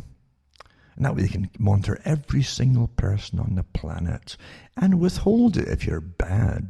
And if they withhold it and they won't let you use your own account for a week or a month to punish you because you're asocial or you've been politically incorrect, you'll have no cash system to use anymore. Do you see how it starts to work, folks? That's how the animals get trained. Australia's big four banks removed thousands of ATMs. That's just a coincidence, probably because of COVID, and shut down hundreds of branches as the coronavirus crisis pushes the nation closer to a cashless society. And the COVID again, you just shuts down all these machines and so on, and branches. So you're going to have to use nothing but cashless. There you go. COVID again, And then this article here, there's a whole bunch actually on banks, a whole stack of them. Doctors are banned from prescribing potential COVID-19 drug. And this is in Australia again, in Queensland. There's new prescription rules brought into effect in Queensland Tuesday, mean clinicians are banned from prescribing the drug. And it's that hydroxychloroquine one you're not supposed to mention. Yeah, it's banned, hydroxychloroquine as a COVID-19 treatment. So the doctors are banned from prescribing it and get a $13,000 fine. Isn't that astonishing? When you qualify as a doctor, you're supposed to have the license to prescribe anything you see fit. But again, that's in the old system of freedom. This is the new freedom. Freedom to do and obey what you're told to do by the ones at the top. At the moment, hydroxychloroquine is an anti-malarial drug now used to treat autoimmune conditions such as lupus and rheumatoid arthritis. Right? This goes on to say there's no solid evidence it's effective against COVID-19. But I'll put up articles too, because remember, you see, Fauci said during the SARS and the MERS one, MERS, It was effective. It was okay for that coronavirus, you see. But at that time, he didn't really have his pals at Gilead going with antivirals and things. You know what I'm saying? Apart from that, this particular hydroxychloroquine is awfully cheap. Eh? Awfully cheap. So anyway, yep, they banned it there in Australia. Australia's awfully authoritarian now. It's just sad. Was COVID-19 a cover for an anticipated or planned financial crisis? There you go. That's global research. And it says a major sign of financial distress in the US economy kicked in mid-September of 2019 when there was a breakdown in the normal operation of the repo market. This repurchase market in the US is important in maintaining liquidity in the financial systems. It goes on and on and on. But I'll put this one up for those who want to read about economics and so on. But of course it's all part of that too. This is the global reset. They've said it, the WEF, World Economic Forum. It's a reset of all the currencies of the planet to go under the auspices, again, of the World Bank and the Bank for International Settlements. That's to get the final authority. Carl quickly talked about this in the 60s. It would end up this way. Here's a list of corporations funding, right? The defund the police movement, and it gives you it here. Prominent corporations around the world bankrolling the defund the police movement. It's from the Daily Caller News Foundation. It includes Cisco and Cliff Bar, Degree, DoorDash, Dropbox, H&M, and Pokemon. And there's donations to organizations that seek to defund the police. Black Lives Matter, Global Network, and Colour of Change are open about their desire to defund the police. And both organizations have received an outpouring of corporate donations in recent months. I think they also had government money thrown at them, even though they're Marxist organizations. Which means that those companies and the governments that are putting money towards these things are terrorists. Isn't that amazing? And again, the ones who are following them, the leaders know who's paying them and financing. The followers are not. They're always used. Always used. And I've mentioned it before, that Millie Weaver documentary was put out last week there. I think it's on BitChute now. It was taken off YouTube. It's on BitChute. But it does go into that, regardless of what you might think of the documentary or what your decisions are in it. But the fact is, it shows you the workings of intelligence agencies, some of it, and how quickly they can alter everything in real time on the internet, including what you're doing, or anything about you, or even to change what you're saying in real time. And change even information coming into you, even if it's voice in real time, as it's happening. And much, much more. And also to do with the big corporations, the military-industrial complex, that have already got a lot of these robot things they put out into society. All they need is a contract signed. But first you've got to get a problem and a crisis. So you defund the police, the crime goes sky high until folk, including some of the mayors that were pushing already, are screaming and hollering. And then come the robots, the new system. Rethinking, reimagining police. This is the term the WEF comes up with in the Club of Rome, the reimagining. Bill Gates reimagining education, his system, stay at home and educate the children at home with computers. Reimagining. And of course, they give you the curriculum to make sure it's standardized and they're all equally brainwashed across the world. Clever, diabolical, perhaps. So dozens of corporations around the world have collectively donated millions of dollars to left-wing organizations that advocate for defunding America's police department, and so on and so on.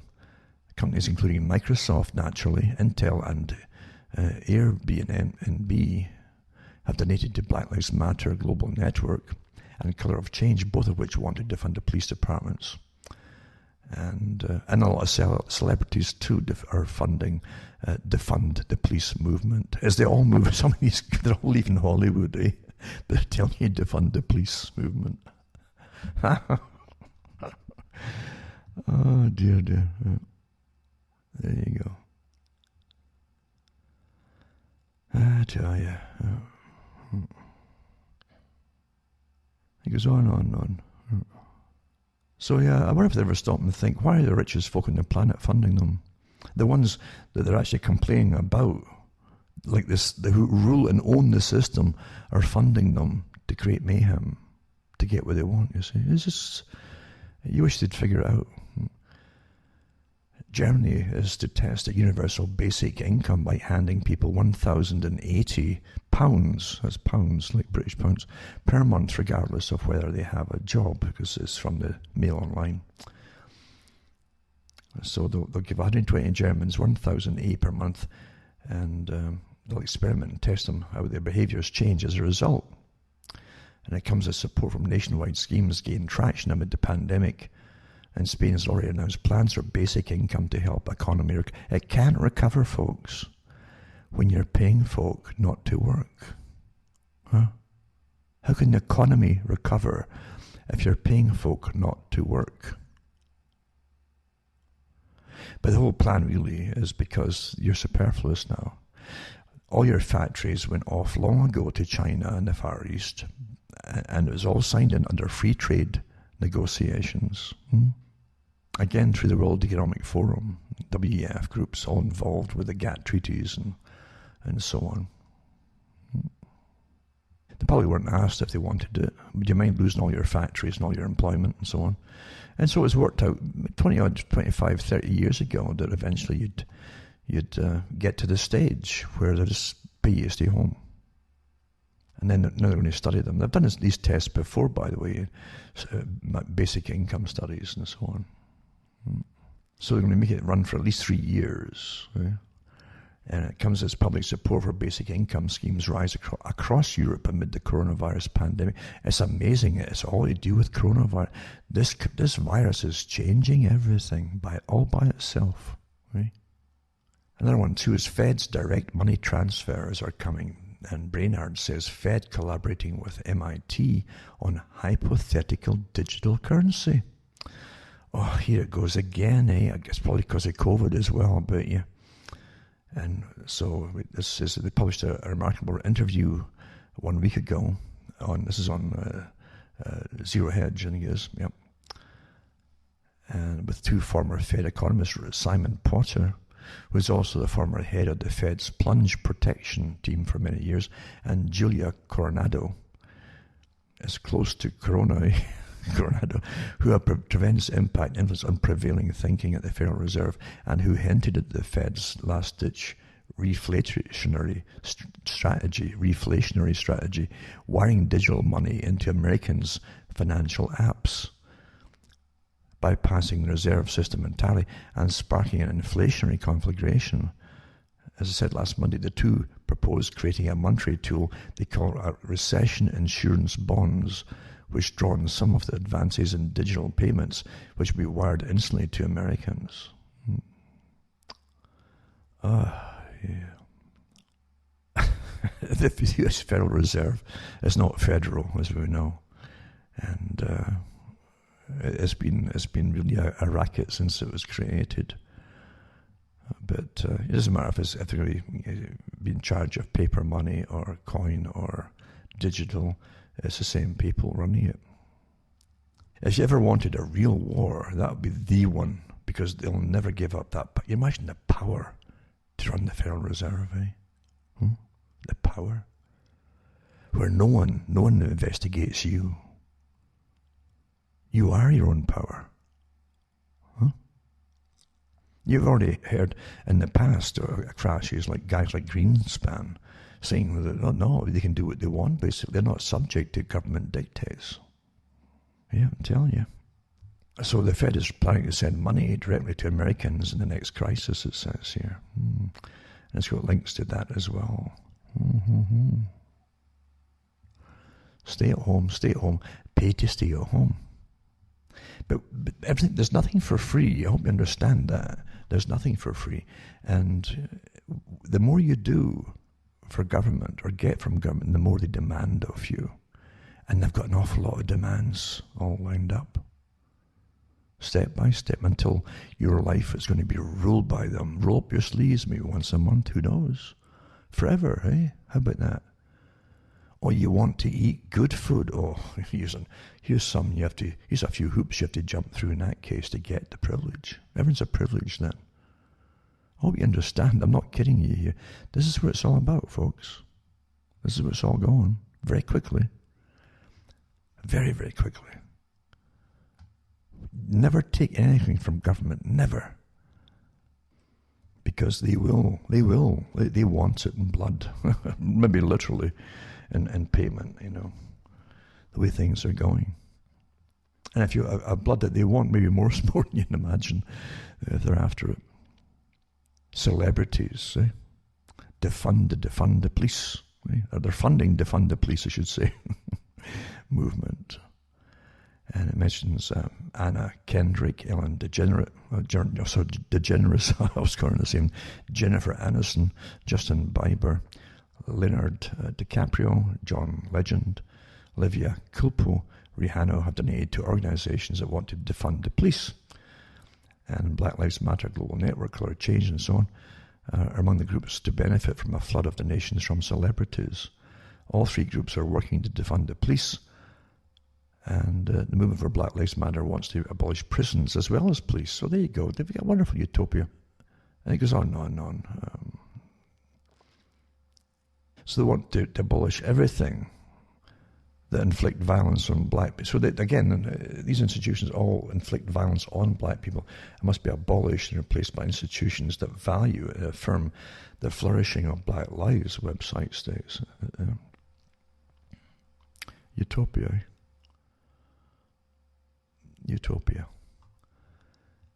You understand that the problems in society today are so vast. People are dysfunctional because of a whole bunch of reasons, and never mind the drugs that have been flooding in and promoted. I mean, don't forget that drugs were promoted with the pop revolution into the rock revolution. Promoted. Society uses it all, and it all goes to, where? Very quickly. All intentionally. And then you end up with this kind of thing happening, where folk have no work, they have no future, they seem to have no purpose, and they've got lots of drugs. Now, and then their brains go with it. All chaos happens in their lives. You can't be functional and on drugs at the same time. And then you have all these fallout organizations set up to manage the chaos. Doesn't work. So just dropping the police isn't going to be the answer, believe you me. It's much bigger than that. But again, all these are characters too. It tells you a lot of who they are and who make the star machinery owns the people that they make stars. They own them, the stars that they make. We understand. So they can call on these characters all the time. They've got offers they can't refuse, and orders they can't refuse. Coronavirus. Governments are slammed for treating celebrities different to residents in quarantine. And again, we mentioned Kidman earlier, Nicole Kidman. And it says Keith Urban and Nicole Kidman, as well as Danny Minogue, whoever that is, have all been granted quarantine exemptions to self-isolate in their mansion homes in New South Wales and in Queensland. I think they also have, I've read an article, they also have 2 homes in the States, at least 2 in the States. One in Nashville, they're moving to, and one in LA itself too, naturally. So, they've been granted quarantine exemptions to self-isolate in their mansion homes in New South Wales and Queensland. They were allowed to pay for their own security teams to ensure they could stay in their own homes while filming television programs. That's nice to be allowed that, And Keith Urban and Kidman have all been granted quarantine exemptions. And Queenslander Nicola Ferguson, however, will have to pay thousands for her stay in a cramped Brisbane hotel room after flying back from New Zealand, where she said goodbye to her dying mother and organised her funeral. Money obviously talks a lot louder than the average tax-paying citizens in Australia, she said. Nobody disputes that quarantine is necessary. It's not necessary from a COVID-free country. So Nicola Ferguson says she has to pay thousands for a stay in a cramped hotel room, and so on. And she was denied a quarantine exemption of her own when she requested to isolate in her own house, despite New Zealand currently having no community transmission of coronavirus. Well, it doesn't matter. I mean, it doesn't matter if it doesn't even exist in that country. It proves that it doesn't mean you had to pay for it, woman. Come on, you're not famous. And so anyway, that's what it is, the rich and the poor, and all depends who you are, doesn't it? So Queensland Health responded to a request by saying it does not meet the threshold for exceptional circumstances. But it's okay if it's nickel kidney. That meets the threshold. Somebody's and nobody's, eh? There you go. There you go. Yeah. But folk are all flooding out of, say, LA, I know that much. And other places too right now. And folk are, important. You see, that's essential for plays and dramas where they're incorporating all the story of the COVID thing into the dramas and that, to make you copy and comply and behave the way they're telling you to comply in the drama. It works awfully well. So they're essential, you see. That's why they do all this stuff. I'm not kidding you. I'm not being facetious here. This one's about China. China's national security law, they're really going at it now in China, reaches into Harvard and Princeton classrooms. Professors at the elite US universities are turned to code names, warning labels to protect the students. Because this is the effect of the new national security law that China imposed in Hong Kong, is extending beyond the territory to American colleges. And so it's courses that China considers politically sensitive. So anyone who's taking it from China, they're just giving them fake names and so on, so that China itself won't really know who they are taking these particular courses, supposedly. That's the excuse anyway. Now another one too is put out by Google, interestingly enough, which is one of the biggest spy organizations out there. It's part of the massive world intelligence service as Google. It was from the beginning. So they put out this article here, being the good guys, you see, because they're in it with Facebook and all the rest of them, they're censoring certain peoples. And it says, open letter to Australians. We need to let you know about new government regulations that will hurt how Australians use Google search and YouTube. A proposed law, the News Media Bargaining Code, would force us to provide you with a dramatically worse Google search and YouTube, and it could lead to your data being handed over to big news businesses and would put the free services that you use at risk in Australia. So it's a new regulation that's coming out. They're trying to say that, it's almost like they're saying it's not really their fault, right? Under this law, Google has to tell news or media businesses how they can gain access to data about your use of our products. Well, they've been doing that forever. That's what Google's about. Giving big companies special treatment, eh? Hollywood's the ones who are funding all the other poor souls that are getting their businesses burned down. The Hollywood apocalypse now. Rich and famous are fleeing in droves as liberal politics and coronavirus turn the city of dreams into a cesspit plagued by junkies and violent criminals. And it's from the Mail on Sunday. And it goes into examples in a few yards. If you're only 100 yards from the ocean in sun-kissed Venice Beach, Los Angeles, Gold's was the backdrop for Pumping Iron, the 1977 documentary, which followed a young, unknown Australian bodybuilder called Arnold Schwarzenegger as he prepared for the Mr. Universe contest. Austrian, I thought he was Australian, the unknown Austrian bodybuilder called Arnold Schwarzenegger as he prepared for Mr. Universe contest. The film turned him into an overnight sensation, etc. It says, yet today Gold sits amongst post-apocalyptic scenes which have consumed much of LA, turning the city of dreams into an urban nightmare from which people are fleeing in droves. They're going to be the makeshift tents. So remember last year I did articles and read them where you had hundreds and hundreds of just mobile homes and just cars, people living in them on the main streets and so on, coming in because they'd lost their homes elsewhere in other states too. The first thing you do is to go where you don't have to pay for heating, for goodness sake. That's essential, eh? If you lose all your financial income. And the rents are so astronomically, corruptly obscene, a lot of folk can't afford it. So I think you go to places where you can at least not die of freezing, like it is in Britain. They die in the winter, eh? And now it's normal. It's accepted again because of bioethics, you see. Yeah? That's acceptable. So anyway, here's they talk about how bad it is now in LA. It's the same in San Francisco, mind. And there's look at it too. You got so many thousands of people living in tents. You've also got everyone complaining in LA and in other cities too. When these tent cities come up, there's needles everywhere because they're all on drugs. And often the syringes are supplied to them, and in some places too, the drugs are supplied to them by the state too. Safe injections, they call it. Come on, folks. This is beyond Soma, huh?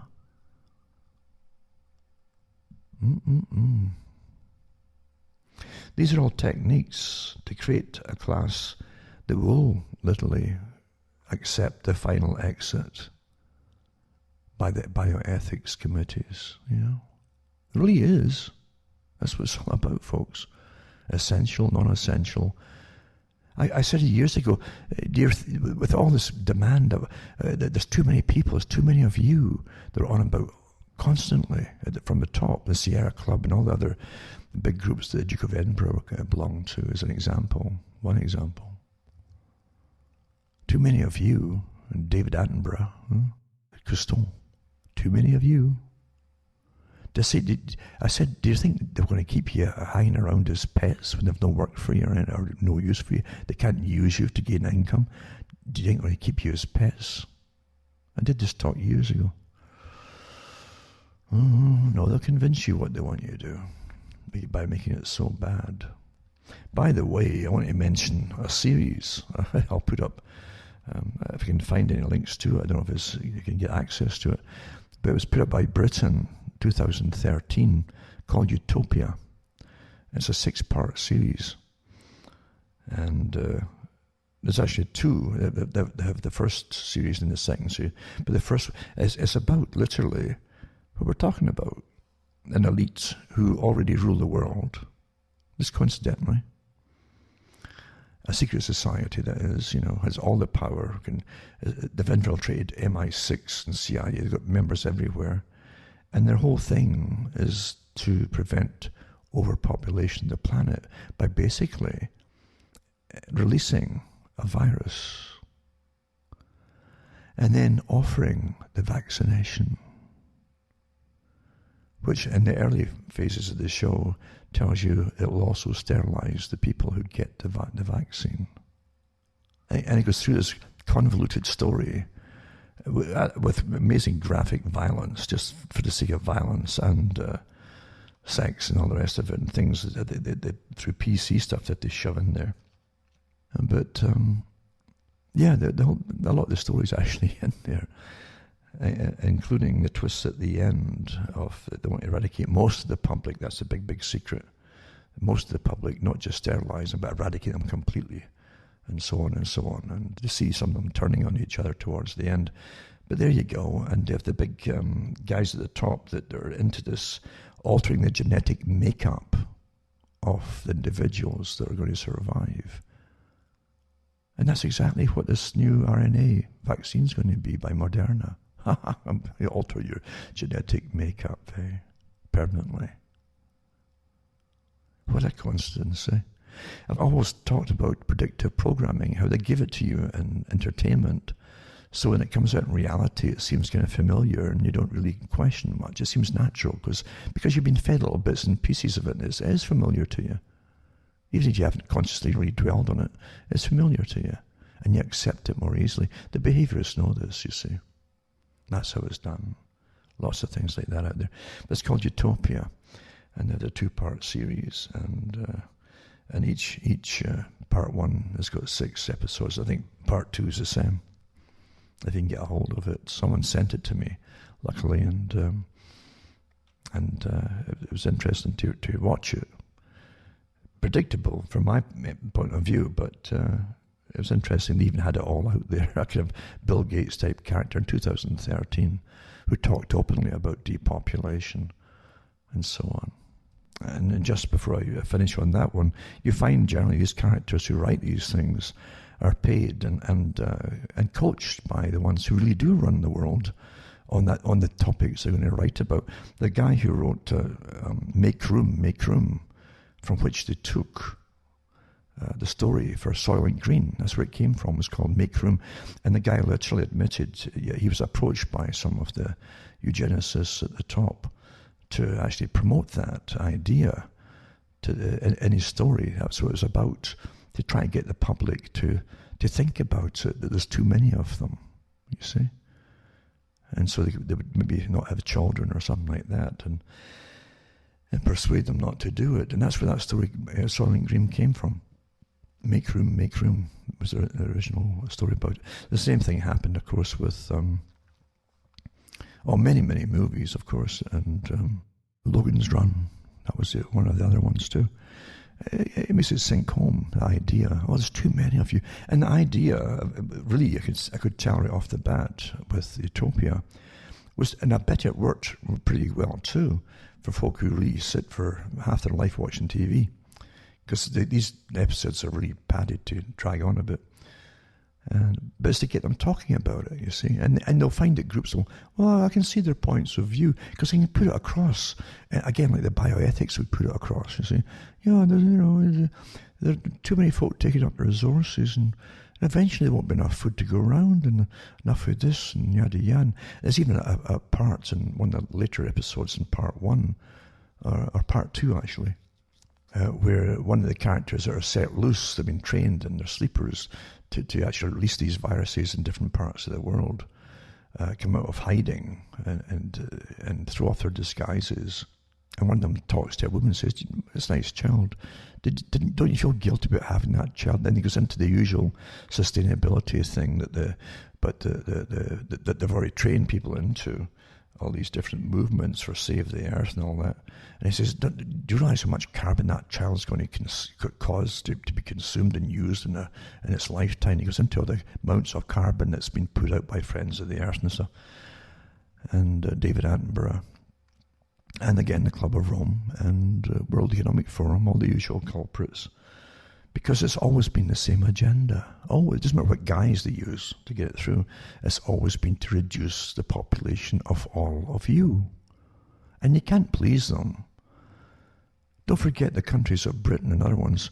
The population, domestic population, has been plummeting with native British people, etc., and Scots and all the rest of it for years. They've been awfully good. Then they get punished. There was not enough of you to pay off the debt. So we've got to bring in mass migrants. See, you're not going to win with lies. How can you win with lies? Eh? What always gets me too is the Rothschild statement. That was when he was asked about when's the best time to make a profit, the big profits, make a killing in a sense. And he answered. He says it's when blood's flowing in the streets. That's where the word term a killing comes from. When you got what they need, even if it's bandages or medicine, then you're made. You see. Well, just like the vaccine companies, will give us billions. We might get a vaccine that'll work, and all these characters get instant billionaires. Lots of them out right now. But you got all these other ones jumping on the bandwagon. Canadian biotech company says its antiviral clothing kills 99.9% of coronavirus. Now, did they have their hand out for something? I don't know. It probably will be.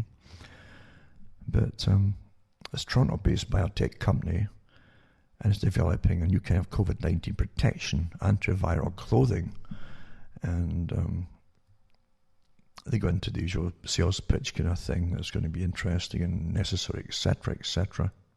There's got a kind of chemical treatment on it, supposedly, that'll kill off the viruses and so on.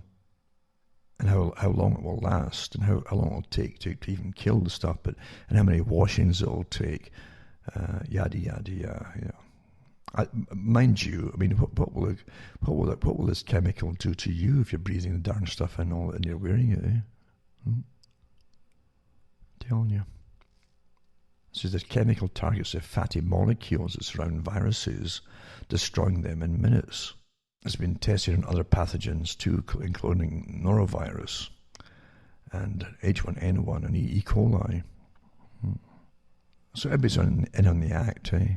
Everybody that you name them was in the act to try and get richer and richer. That's again, our greed is enough that destroys us all, isn't it? Really, the greed factor. Tyson Foods, an amazing company, Tyson. I remember Bill Clinton was a big fan of them and big pals with them too. But I think Tyson Foods helped create the meat crisis it warns against. And how will the US meat industry change from coronavirus? And this article goes on about it too. How they put a stranglehold on output, etc.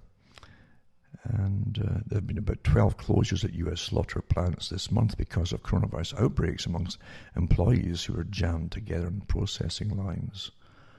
And it's wiped out roughly 25% of pork processing capacity. Remember, too, the more they test everybody, the more they're going to find coronavirus because it's in the air from fragments of people who've had it, or animals have had it too. Never mind that most of the tests are pretty useless anyway, these tests, especially the swabs. So, doesn't mean that folk are ill at the plants. So it goes into how come the company actually helped to change the problem or cause the problem and they'll benefit from it too, and actually get more business for themselves.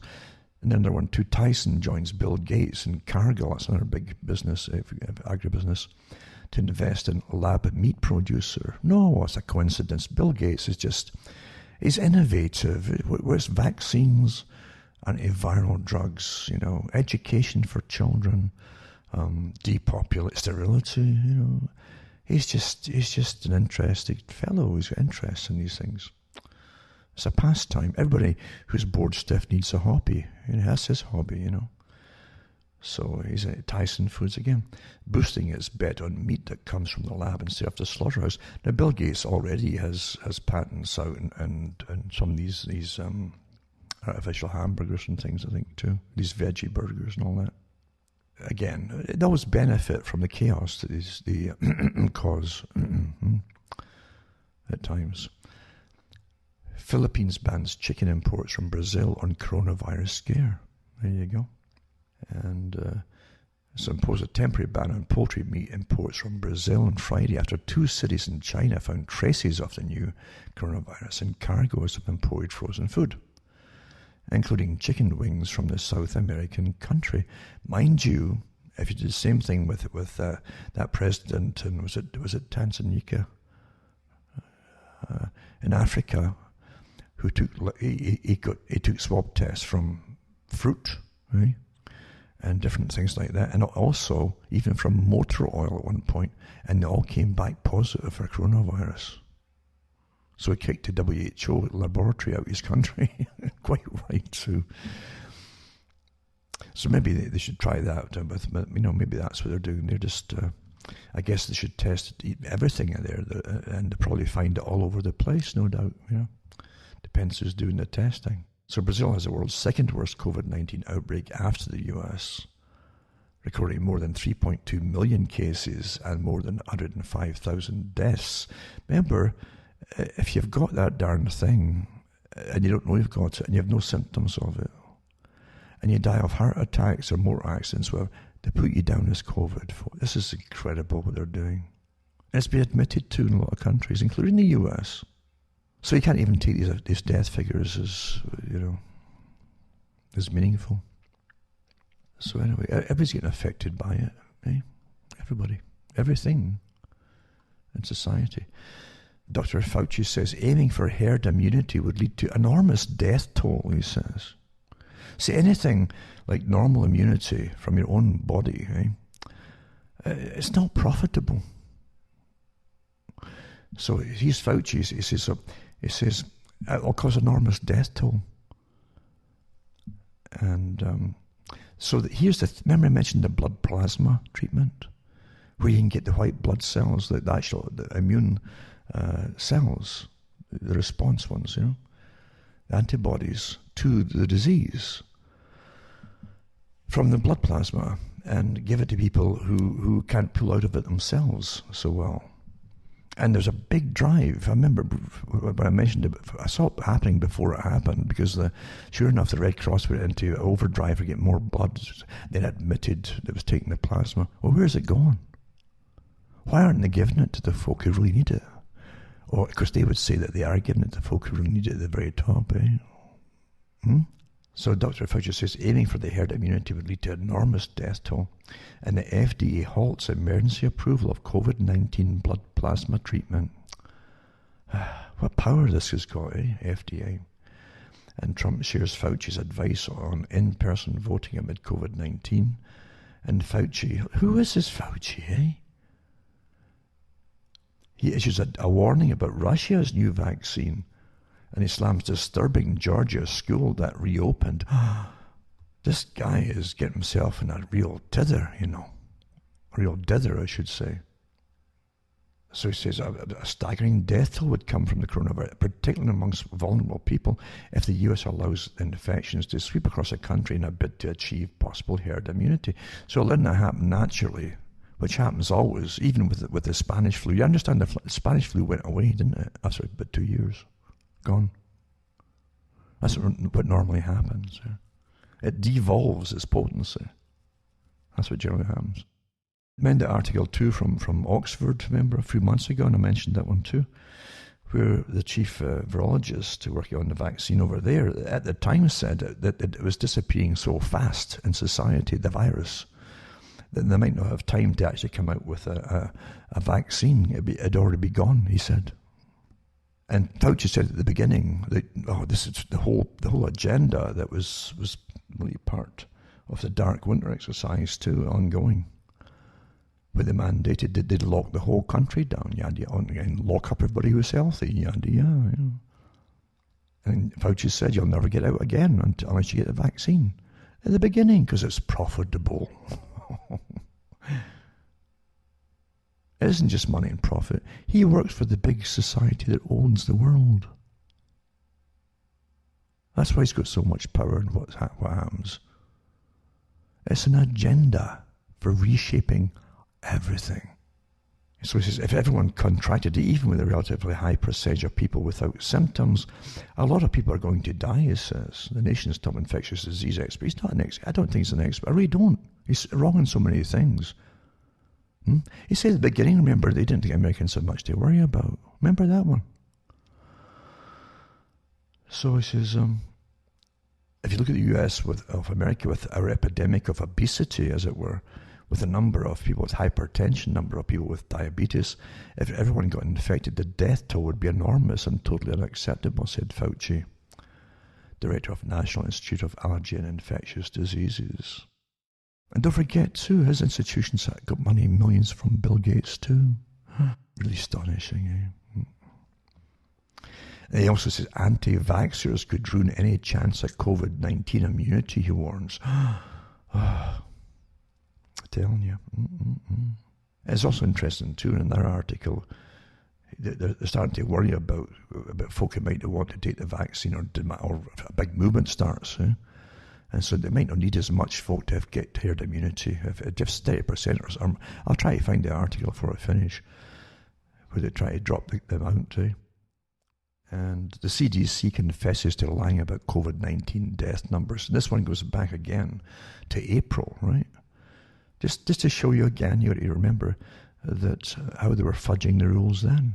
And the CDC openly admitted that it's fudging the COVID-19 death figures. Then, this is the article about, or one of the articles, and Dr. Annie Bukasek, MD, is pleased in a presentation of how death certificates are made. Montana physician. It's really amazing, eh? But it doesn't change anything, even when things are exposed, because it's a huge agenda, eh? Pre-planned, you see. I tell you. Here's an article here from 2005. It's from Virology Journal, virology, the big one, you see. 2005, chloroquine is a potent inhibitor of SARS coronavirus infection and spread. It's from one of the top virus or virology magazines and articles in their journal. Yeah. It's a potent inhibitor of SARS coronavirus infection and spread. Now remember that this present one is called SARS coronavirus 19, with the base model really being the same SARS coronavirus. That's how you see it. It's got 4 inserts certainly added to it, but it's still SARS coronavirus infection, right? And they go through it too. We report, however, that chloroquine has strong antiviral effects on SARS-CoV infections on primate cells. These inhibitory effects are observed when the cells are treated with the drug either before or after exposure to the virus, suggesting both prophylactic and therapeutic advantage. In addition to the well-known functions of chloroquine, such as elevations of endosomal pH, the drug appears to interfere with terminal glycosylation of the cellular receptor angiotensin converting enzyme 2. It says this may negatively influence the virus receptor binding and abrogate the infection, with further ramifications by the elevation of vesicular pH, resulting in the inhibition of infection and the spread of SARS-CoV at clinically admissible concentrations. So it goes on and on. It's quite a good article, actually, how it basically gets in and all the rest of it. And we know how it works, basically. There's little spikes you see on these little pictures they keep showing you all the time. That's how they really attach itself to the ACE2 receptors and download into them pretty well. But that particular instant of it touching the receptors in your lungs or in your nasal cavities or sinuses, I should say, that it has a little acidic response. If it's non-acidic, and it'll inhibit the transfer of downloading into the particular cells and invading the cells themselves. Awfully important, that little bit. So alkalinity definitely helps to destroy or inhibit the infection into the cells themselves. It's really interesting, that to me. It's awfully similar to old sci-fi. I can't remember the name of it. Oh yeah, it was Andromeda strain. I think it was the first one, early one, where a satellite comes back to Earth supposedly, and people die in a town where the satellite is brought in. It's landed somewhere, and someone brought it into the town, and everybody died off. But it turned out that the only survivors was an old guy who was a drunk. And he had a stomach ulcer, and he took bicarbonate of soda all the time. And a baby, the system was alkaline to start with, it was on milk. And that supposedly is what inhibited the transfer of the virus, again, very similar to a coronavirus type thing, into the body, because it needed the acidity to transfer itself, that moment of transfer of the site from the spike to the receptor.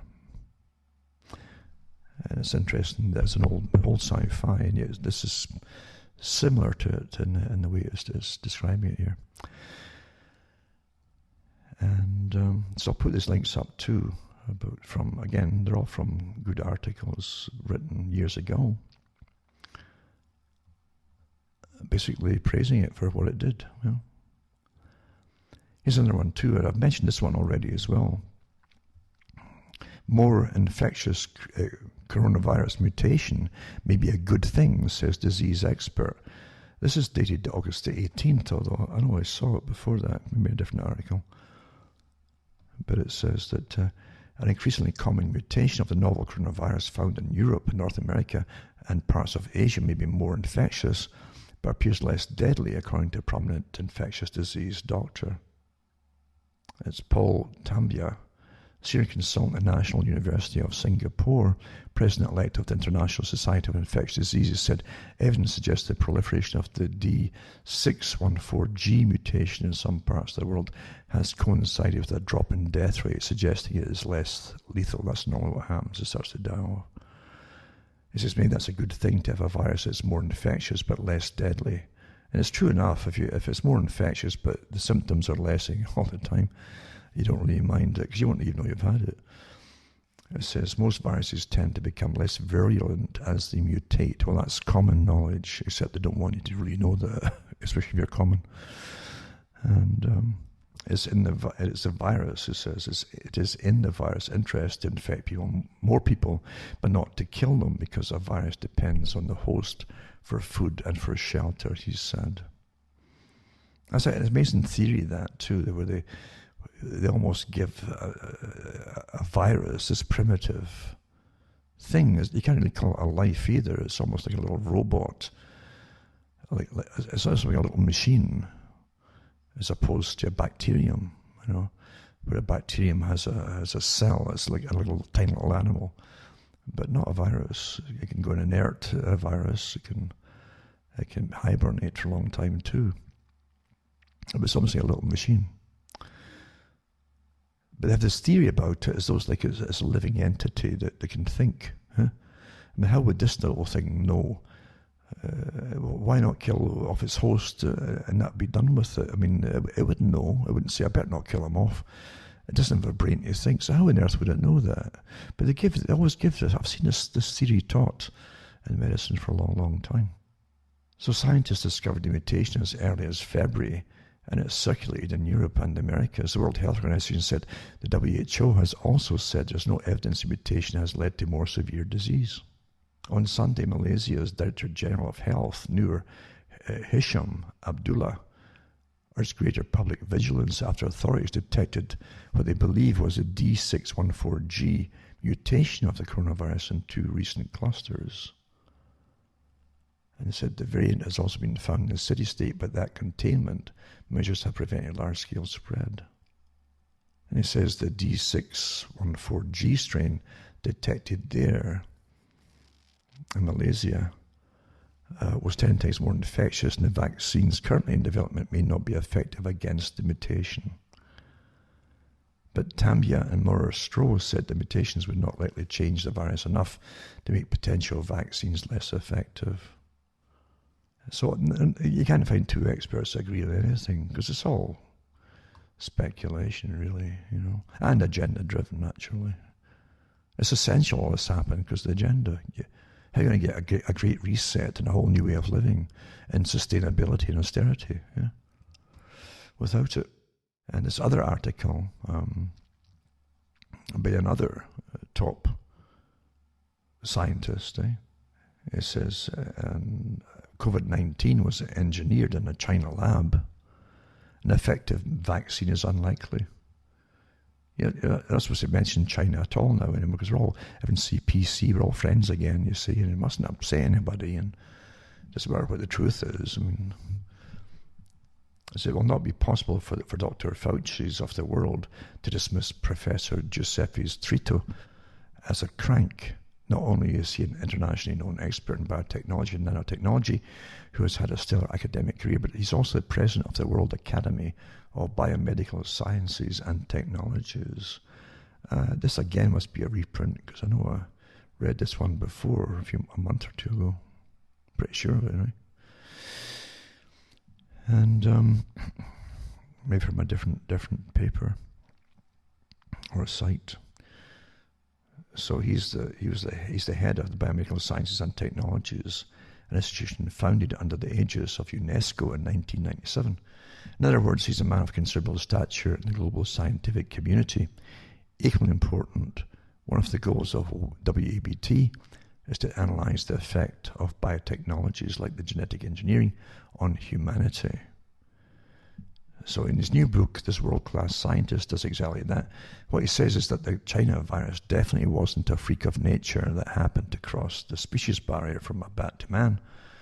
It was genetically engineered in the Wuhan Institute of Virology's P4 high containment lab in a program supervised by the Chinese military. We know this already because it was all admitted in the beginning, wasn't it? And we found out too from the top and from official papers in the US that Fauci even okayed the transfer of the coronavirus from North Carolina to Wuhan, which they helped and even gave a few $1 million to get it for gain of function experiments there. This is not this was all published stuff, verified. And so the scientist goes into the history of it, which we've done many times before, and he says it was genetically engineered in the Wuhan Institute of Virology's P4. He says too that he demonstrates conclusively, says the author, the pathway by which a PLA, the People's Liberation Army, owned coronavirus was genetically modified to become the China virus now ravaging the world. His account leaves no doubt that it's a chimera, an organism created in a lab.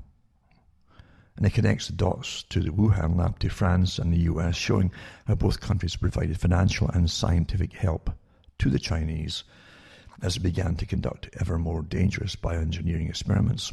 And it was a woman in Wuhan, a scientist. I think she's missing now. They say she's missing now. Who knows? Let's take her into hiding or whatever for her own good, maybe even in China. But that was her job, and she had lots of papers out on how she altered different viruses through, again, gain of function to make them more lethal. She got lots of awards for it too.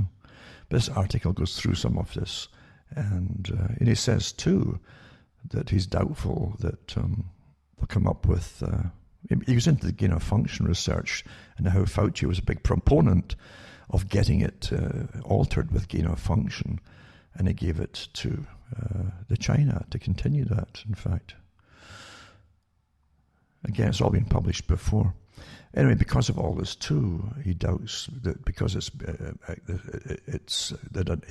actually says that an effective vaccine is probably unlikely, and goes on from there.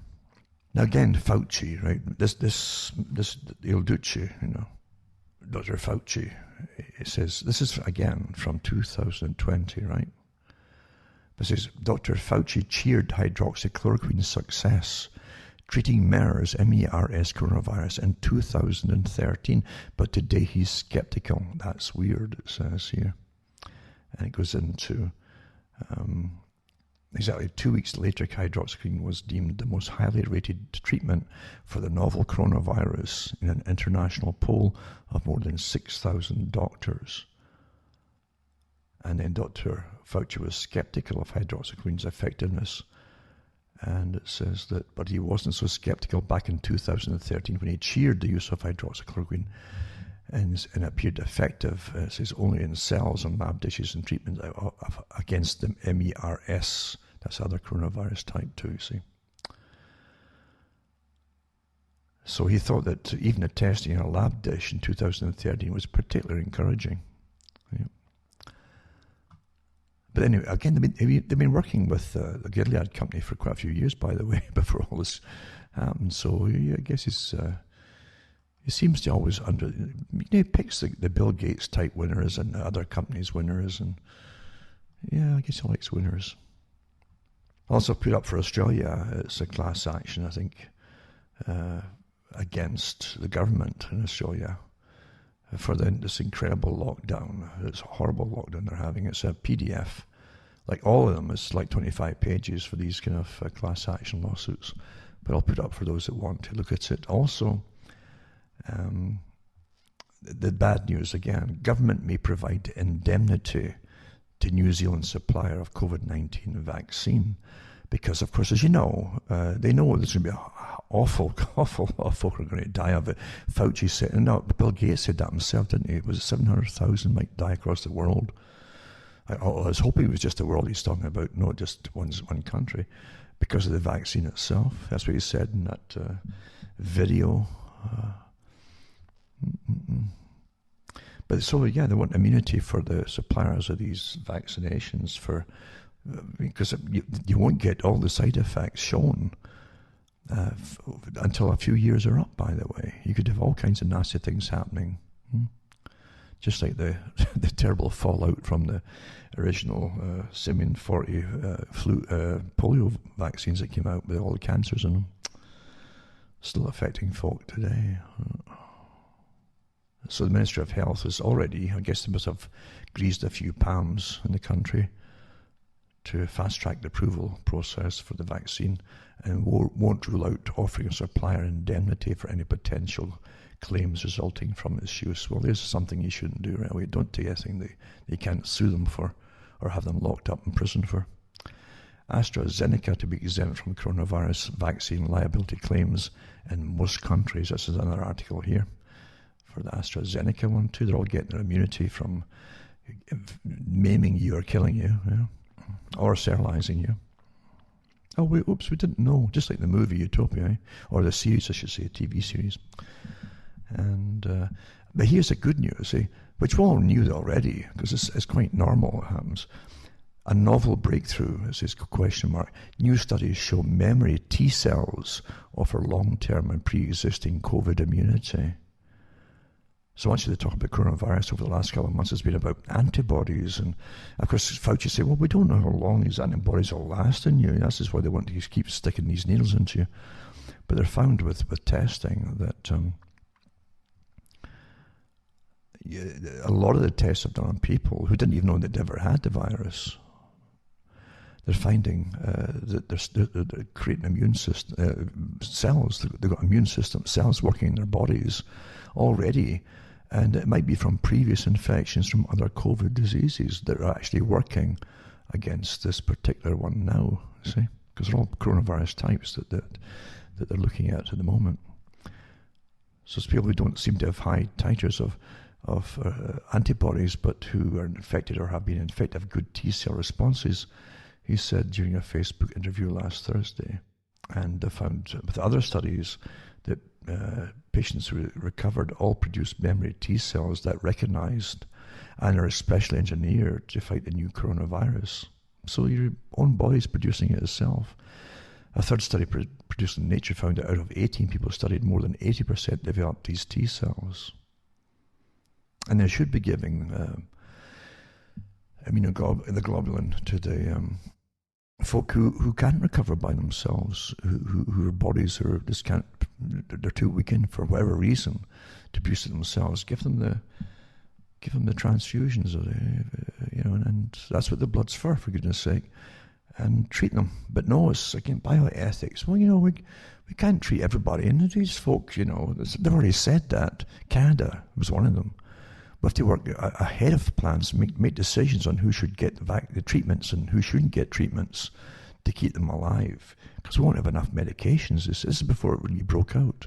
And even when it broke out, nothing much happened. And I've got another one too. A US frontline doctor's website exposes a criminal campaign by tech giants, government agencies to block COVID medication. Again, we know the one they're talking about. It's astonishing what they've done trying to stop folk from using this. Because they don't want you to get cleaning up. They want you all to get vaccinated. That was on the books before you even heard the term COVID-19. That was mandated as it must be. They're all in it together, literally, And they're going to hammer anybody that comes out with any treatment that works. And it says, IMF and the World Economic Forum for Great Lockdown to Great Transformation, the COVID Aftermath. I can put that up too. Another one too is Australian Prime Minister backtracks on plan to make coronavirus vaccine mandatory. So they want to have 95% uptake of the vaccine. And regardless, New Zealand bolsters quarantine with 500 military personnel, and South Korea and record daily rise. But no, they'll backtrack on it, but they'll make you wear a manacle, and they won't let you out your house unless just like a prisoner. You see, make you a prisoner, like a criminal. You won't take the vaccine. You're a criminal. COVID-19 mandatory mask or face covering bylaws is another one too of Toronto. They come out with all this nonsense, even though the CDC in May came out with a big article on their own site saying none of the masks make any sense at all. They won't save you from giving or receiving COVID infection. This is from the makers of the masks and the CDC approval. Virginia plans mandatory COVID-19 vaccinations for all residents. There's another one too. Even though they say it's peaked and is starting to fade, the state of Virginia has set a new precedent by seriously discussing forcing Virginians to be vaccinated with whatever rushed to market candidate the FDA approves first. They're all getting bribes. That's what it is too, these politicians. Number 1. 2 is depopulation through forced vaccination. The 3, the zero carbon solution. And that's by our good friend Helena Handbasket, because we all go to where in it. And this original article was first published, issue 4, The Sovereign Independent, June 2011. And so this is the Zero Carbon Solution by Rachel Windeyer. Even, see, we are carbon life forms. I've mentioned this for the last 25, 30 years. We're carbon life forms. We are the target for all. It's our fault. Everything's our fault. You see? Carbon reduction, carbon life forms. See? This is an interesting article here. Government cameras hidden on private property welcome to open fields. How the government's now with in Tennessee. A Tennessee landowner moved a game camera secretly strapped to a tree on his own private land and been put there by wildlife officials in order to monitor his activity without apparent sanction or probable cause. So here he moved it, and he got a SWAT team on him for removing their property which they had put on his land on a stakeout, right? And had no probable cause or a search warrant or anything to do it. Yeah. So it says, welcome to open fields, it's called. So it says, most Americans assume law enforcement needs a warrant to carry out surveillance, but for roughly a century, SCOTUS has ruled that private land is not private. Fourth Amendment protections against unreasonable searches and seizures expressed in the Bill of Rights only apply to an individual's immediate dwelling area, according to SCOTUS. So the open fields doctrine has been bucked in Mississippi, Montana, New York, Oregon, and Vermont. See, unfortunately, the US is over-regulated now, just like the country Britain was already over-regulated when they all left it to go to Americas. That's why America prospered so well too. Lack of government interference and regulations in all businesses. They help folk get off the ground. Now you can't get anything started, even in your garage, without permits and inspections and fees galore. Eh? Now there are a few other topics I just want to squeeze in to this talk without going over any excess time. And one of them is someone sent me a link to, I think, a Twitter, where it came out from the Netherlands, Holland, with the police brutality against protesters against wearing face masks. And you see them laying into the people with big batons, young, frail-looking women, actually, getting hammered with these batons. And that's what you get in a system that's ultra-politically correct and very obedient to the state. Generally, Holland's very much so, always obedient to the state.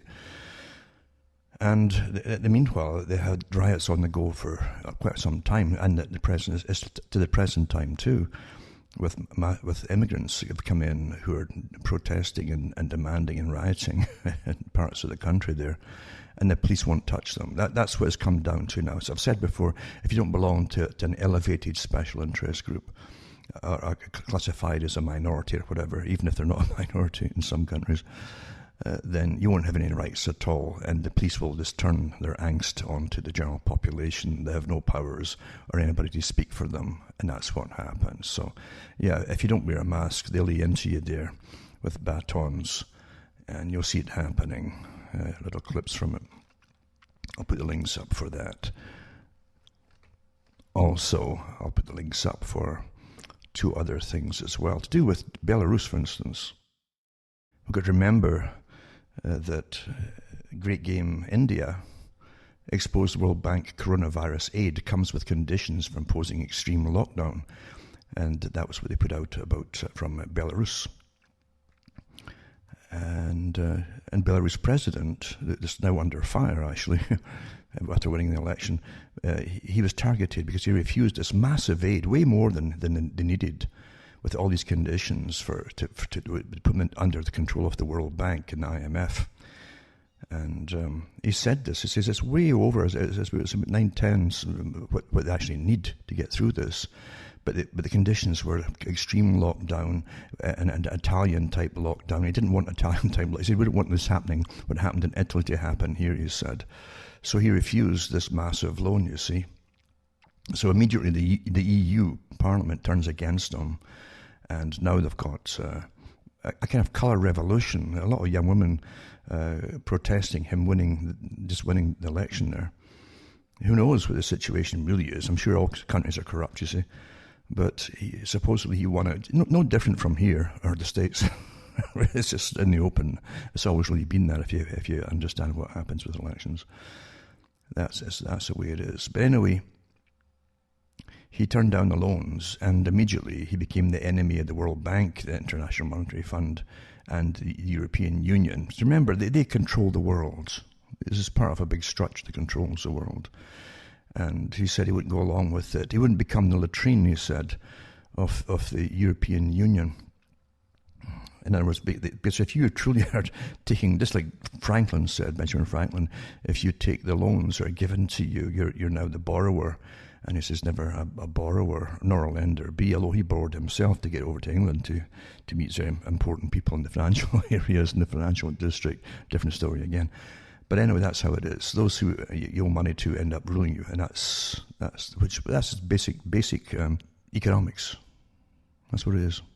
So I'll put these links up, and as I say, he became unwilling to accept additional terms to get forgiven loans as well, and they wanted to give him $940 million in rapid financing. He said, "We don't need all that," and along came the demand. So I'll put all these links up, including this new colour revolution. It has all the traits of it, the signs and symptoms of it, where the young women must wear white. It's standard stuff. And then Bill Gates, interesting enough, he said that if 30 to 60% of Americans take coronavirus vaccine, he's contradicting his little low-down employee. I call him employee Fauci. He's a employee of Gates. They all are, including the characters that run the WHO. They're all under Bill Gates' financial demands and so on, because he's a boss.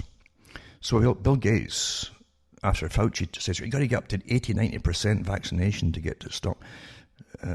Bill Gates contradicts it and says 30 to 60% of Americans take the coronavirus vaccine, exponential spread will stop, and it'll bring the pandemic to an end. So there you go. The guy who has no qualifications in anything except making money and being elevated by a bigger society that runs him, in fact, tells you that it'll take 30 to 60%. And even that's a big jump. I mean, it's a big difference between 30% and 60%. This is the kind of figures that they give you all the time on these things as they test the waters, because they know a lot of folk aren't going to take this. They've had it with the nonsense with compulsory vaccinations as they take over our lives and changes, and sicken a lot of people too. And this is horrible, the horrible reactions a lot of folk have had to vaccinations and the permanent damage it's caused a lot of people with incredible immune responses to their bodies and the damage to their immune systems too. They can't keep sweeping it under the rug and banning folk from mentioning it, even the victims themselves. How would the disgusting thing to do is ban victims from talking about what happened to them? Huh? There's totalitarian tyranny for you. So I'll put these links up for you to peruse for yourselves and see what you think of it. As I say, there's so much to cram in, you can't do it all. It all takes time and work and etc. But for those who want to know, there you go. I'll add these ones to you. So there you go, folks. That's a rush through everything, and I hope you'll get something out of it. But you're all coming to the stage. You're going to start realizing, you personally, every one of you, is going to be forced by this system we're in to make decisions and comply or not to comply with the incredible totalitarian regime that's getting rammed down our throats for a very long-standing and old agenda disusing it openly and admitting it in some records, is an excuse to ram it all through, including the WEF with its economic forum, the next step of their system to rule us all, yeah? And training us into their new system, the Great Reset, the global reset. This is for a reset of culture, of living, of ideas, of nationhood, no nationhood, globalism, all that stuff, and expert-ruled society. Again, technocracy, the same as China. For those who haven't figured out what communism in China is technocracy. They tell you what to do and you obey for efficiency. That Justin Trudeau said in Canada, he admired China, how they're handling COVID. You see, they didn't have to try to pamper to the people in an individualistic society with individual rights and freedoms and all that. They don't have to bother, but they can just order you to do it, and you do it. He admired that. He told the truth. So if you want it in Canada, it's up to you. A lot of people will comply. A lot of folk will quite like socialism, actually. But you don't have to think for yourself. All your decisions get made for you. So anyway, remember, folks, go to cuttingthroughthematrix.com, send a few bucks my way, hopefully. And I can possibly keep ticking along for a long, as we go through this. This is the biggest change in your lifetime right now. You probably see. This is real history in the making. And you're watching it all come out, all the tyranny, the stuff that you'd read about in history books thinking, well, thank God that happened in the Middle Ages. It never happened today. Really? Huh? You're living through it. You listen to the tyrants. And there's lots of them now on board, all working against the system that you thought was yours. Big wake up, eh? So yeah, send a few bucks my way, cuttingthroughthematrix.com. I'm Alan Watt, and from Ontario, Canada, Northern Ontario, where I live, or exist, it's good night, and may your God or your gods go with you.